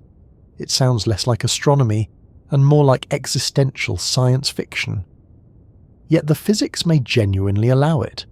And if liquid water survives, then another possibility inevitably follows. Could life survive too? Now, to be clear, this remains highly speculative. No rogue moon has been directly confirmed. No hidden interstellar ecosystems have been discovered floating between stars quietly minding their own business. Still, if microbial life can emerge in subsurface oceans powered by chemistry and geothermal energy rather than sunlight, then theoretically such ecosystems might persist on isolated rogue moons as well. Life hidden beneath ice in complete darkness while drifting endlessly through the galaxy. Entire biospheres existing without any concept of a sun. That possibility changes the emotional scale of the universe dramatically, because humans instinctively associate life with stars, warmth, daylight, habitable zones, but rogue moons suggest biology, if sufficiently adaptable, may not require any of those things at all. Life could survive underground, under ice, inside darkness, far from stars entirely. The galaxy suddenly becomes much harder to classify into living and dead regions neatly. And then there's another strange possibility. What if some rogue moons still orbit rogue planets? Because if giant planets can be ejected from planetary systems, while retaining some moons gravitationally, entire wandering moon systems may drift through interstellar space together. Picture it for a moment. A giant rogue gas planet moving silently through darkness without a star. Several moons orbiting it faithfully beneath black skies. Perhaps tidal heating still operating internally. Perhaps subsurface oceans still surviving. Tiny hidden worlds circling a dark, wandering giant through the spaces between stars. No sunlight, no dawn, only distant starlight and the faint reflected glow of a nearby planet overhead. The farther astronomy progresses, the more the universe begins resembling a place where almost every imaginable environment eventually exists somewhere. One especially intriguing idea involves free-floating habitable environments, surviving for billions of years independently of stars. If internal heat sources and thick ice insulation prove sufficient, rogue moons might preserve liquid oceans long after ordinary surface planets freeze completely. In some bizarre sense, buried oceans beneath rogue moons could potentially outlive the habitable eras of many normal planets orbiting stars. Stars evolve, stars die, stars expand into red giants, but deeply insulated underground oceans on wandering worlds may continue quietly for immense periods if enough energy remains trapped inside. Again, the universe seems oddly determined to keep hidden oceans alive whenever possible. Detecting rogue moons directly, however, would be extraordinarily difficult. Even rogue planets are hard enough to find because they emit little light and drift isolated through space. Astronomers occasionally detect them indirectly through gravitational microlensing, when the gravity of a dark object briefly magnifies the light of a background star during alignment. A rogue moon would be smaller, dimmer, colder, and even harder to observe. Most may remain forever invisible to us. Entire populations of wandering worlds crossing the galaxy unnoticed. And perhaps that invisibility itself feels appropriate somehow. Moons already tend to exist in shadows. They orbit larger objects quietly, while planets and stars attract most attention. Rogue moons simply take that solitude to its final extreme. No star, no planet, only darkness and motion. Yet despite the loneliness implied by such worlds, there is something strangely beautiful about them too. A rogue moon is, in a sense, ultimate independence achieved through catastrophe. Once part of a system, now wandering freely forever, and perhaps somewhere tonight, beyond the reach of any nearby star, one such moon drifts silently through interstellar space beneath a frozen crust kilometers thick. Above the surface, darkness stretches endlessly. Below, hidden oceans move slowly through warm black water. Maybe chemistry unfolds there quietly. Maybe nothing lives there at all. Maybe entire ecosystems survive beneath the ice, completely unknown to the rest of the galaxy. The truth is, humanity still knows remarkably little about what exists between the stars. And that uncertainty itself may be one of the most comforting things about astronomy. The universe remains unfinished from our perspective, unexplored, full of possibilities still waiting in darkness.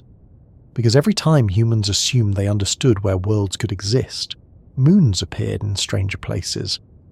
Every time scientists assumed life required specific conditions, nature hinted at alternatives. And every time astronomy tried to simplify the cosmos into neat categories, reality produced something wonderfully unreasonable instead. A tumbling sponge moon, a volcanic inferno, an ocean beneath ice, a moon with methane rain, a captured world orbiting backward, a double planet system locked together forever, and perhaps, somewhere far beyond all of them, lonely moons wandering through interstellar night, carrying hidden oceans silently across the galaxy. When human beings first began studying the night sky seriously, planets naturally received most of the attention. They moved across the heavens differently from stars. They appeared brighter, stranger, important somehow. Entire civilizations tracked their motions carefully, built myths around them, named gods after them, and eventually sent spacecraft to visit them. Moons, meanwhile, seemed secondary. Companions, decorations orbiting larger worlds. Interesting perhaps, but not central to the story. And for a while, That assumption felt reasonable enough. After all, planets dominate visually. Jupiter overwhelms the sky with its size. Saturn carries magnificent rings. Neptune glows deep blue in distant darkness. Even tiny Pluto became culturally beloved simply because it occupied the mysterious outer edge of the solar system for generations. Yet the deeper humanity explored space, the stranger the situation became. Because again and again, moons turned out to be the places where many of the most extraordinary discoveries were hiding. Not planets, moons. A volcanic world erupting endlessly because gravity squeezes it constantly. A frozen moon concealing oceans larger than all Earth's seas combined. A tiny icy sphere spraying water into space from beneath its crust. A world with methane rainstorms and hydrocarbon lakes. A captured moon orbiting backward. A tumbling sponge-like object barely held together by gravity. A double-world system locked together forever. And perhaps countless hidden moons elsewhere throughout the galaxy, waiting beyond current technology. Somehow, the secondary objects became some of the most scientifically important places in the universe, and maybe that shift tells us something larger about reality itself, because moons repeatedly challenge human assumptions in ways planets often do not. For centuries, people unconsciously treated Earth as the template for understanding worlds generally. Oceans on surfaces, atmospheres, continents, stable climates, daylight, weather systems based on water, geological activity powered mainly from within planets themselves. Then the moons arrived and quietly dismantled those expectations one by one. Io showed that gravity alone could transform a moon into a volcanic nightmare.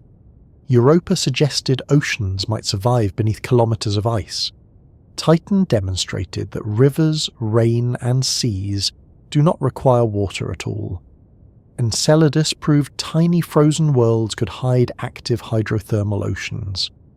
Triton showed captured moons could remain geologically alive in extreme cold. Again and again, moons revealed that the universe is much more flexible and creative than humans originally imagined. And perhaps the most important lesson involves life itself.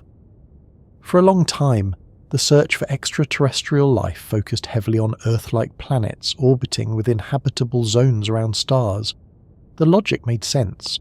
Earth was the only known example of a living world, so scientists naturally searched for similar environments elsewhere. But moons complicated that picture enormously. Because Europa and Enceladus may possess habitable oceans despite existing far outside the Sun's traditional habitable zone. Tidal heating from giant planets can maintain liquid water independently of sunlight. Hidden oceans beneath ice may persist for billions of years in darkness. Suddenly, life no longer seemed restricted to warm planetary surfaces. It could survive underground, under ice, inside buried oceans, perhaps even on rogue moons wandering between stars. The universe became filled with potential habitats hidden where humanity never originally thought to look. And that realization carries enormous implications. Because if life can emerge in subsurface oceans powered by chemistry and gravitational heating, rather than direct sunlight, then habitable environments may be vastly more common than previously believed. Every giant planet system could potentially host ocean moons. Every ocean moon becomes another possible biological experiment conducted by the universe. And there may be billions upon billions of such worlds throughout the galaxy. The odds change dramatically once moons enter the conversation. Even within our own solar system, moons may ultimately become more important to astrobiology than planets themselves.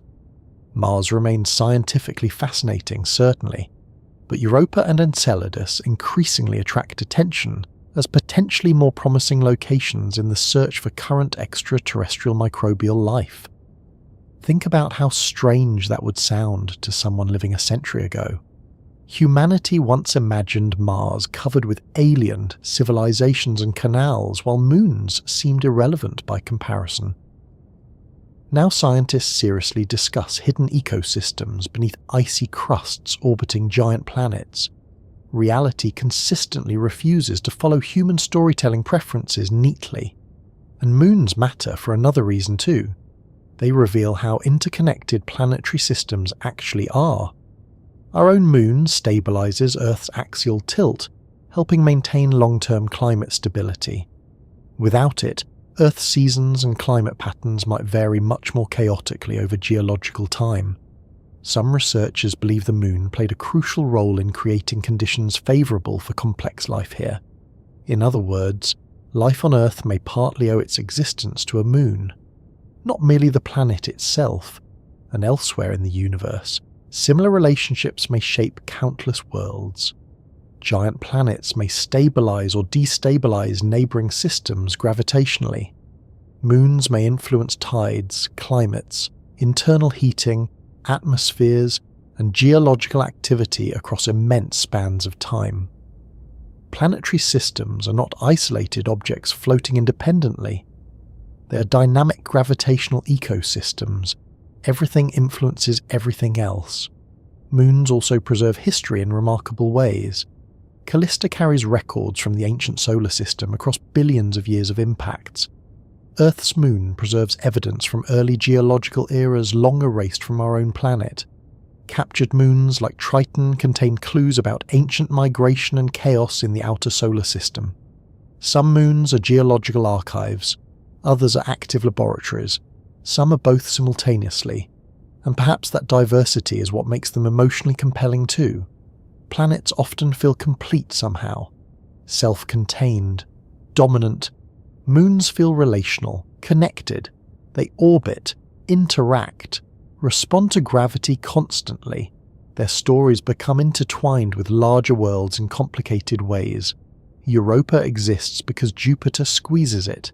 Enceladus erupts because Saturn flexes it.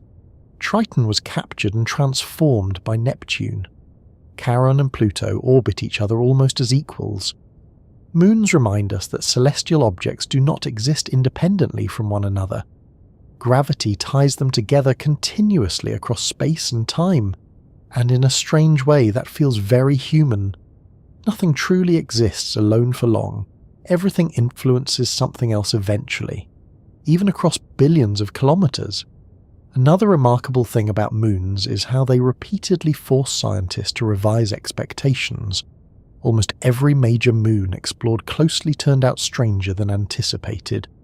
Titan gained methane weather systems. Io erupted volcanically beyond imagination. Europa hinted at oceans. Miranda looked shattered and rebuilt. Hyperion tumbled chaotically. Enceladus sprayed hidden seas into space. The pattern became difficult to ignore. Moons are where the solar system hides some of its best surprises, and perhaps that should not have been shocking in hindsight. Moons occupy unusual positions physically.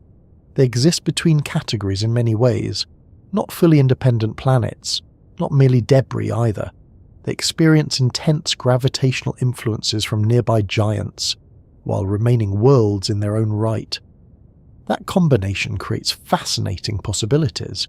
Too small to behave like planets, too large to remain simple rocks. Moons live in the strange middle ground where complexity thrives, and the more scientists study them, the more they begin resembling entire worlds deserving attention equal to planets themselves. In fact, the distinction between planet and moon occasionally becomes blurry altogether.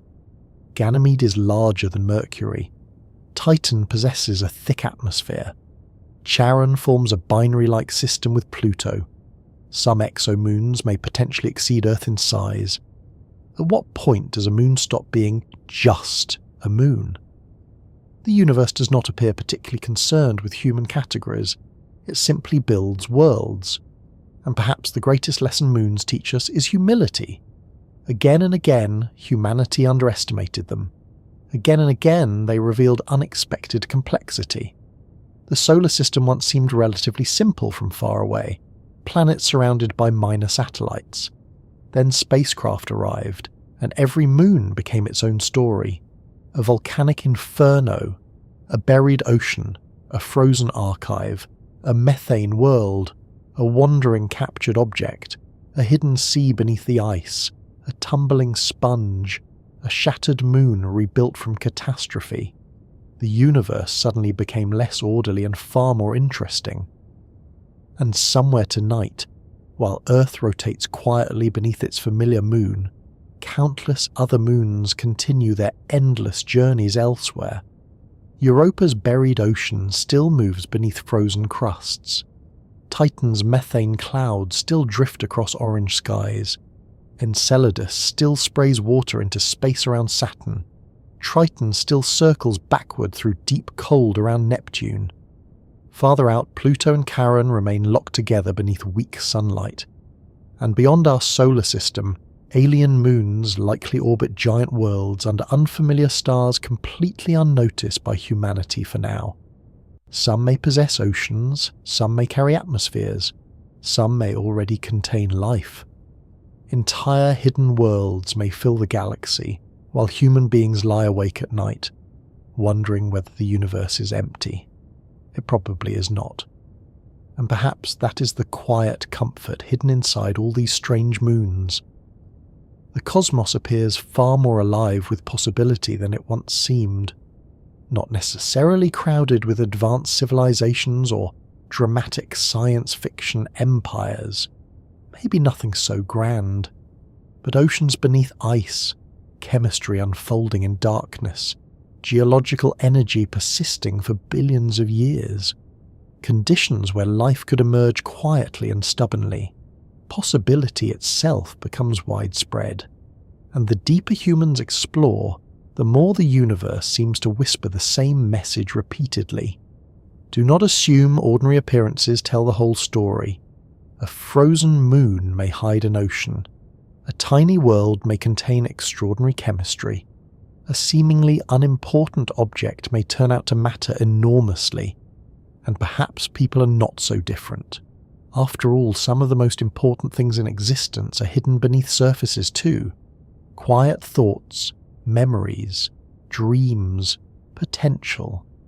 The solar system's moons spent centuries appearing distant and secondary, while concealing astonishing worlds underneath.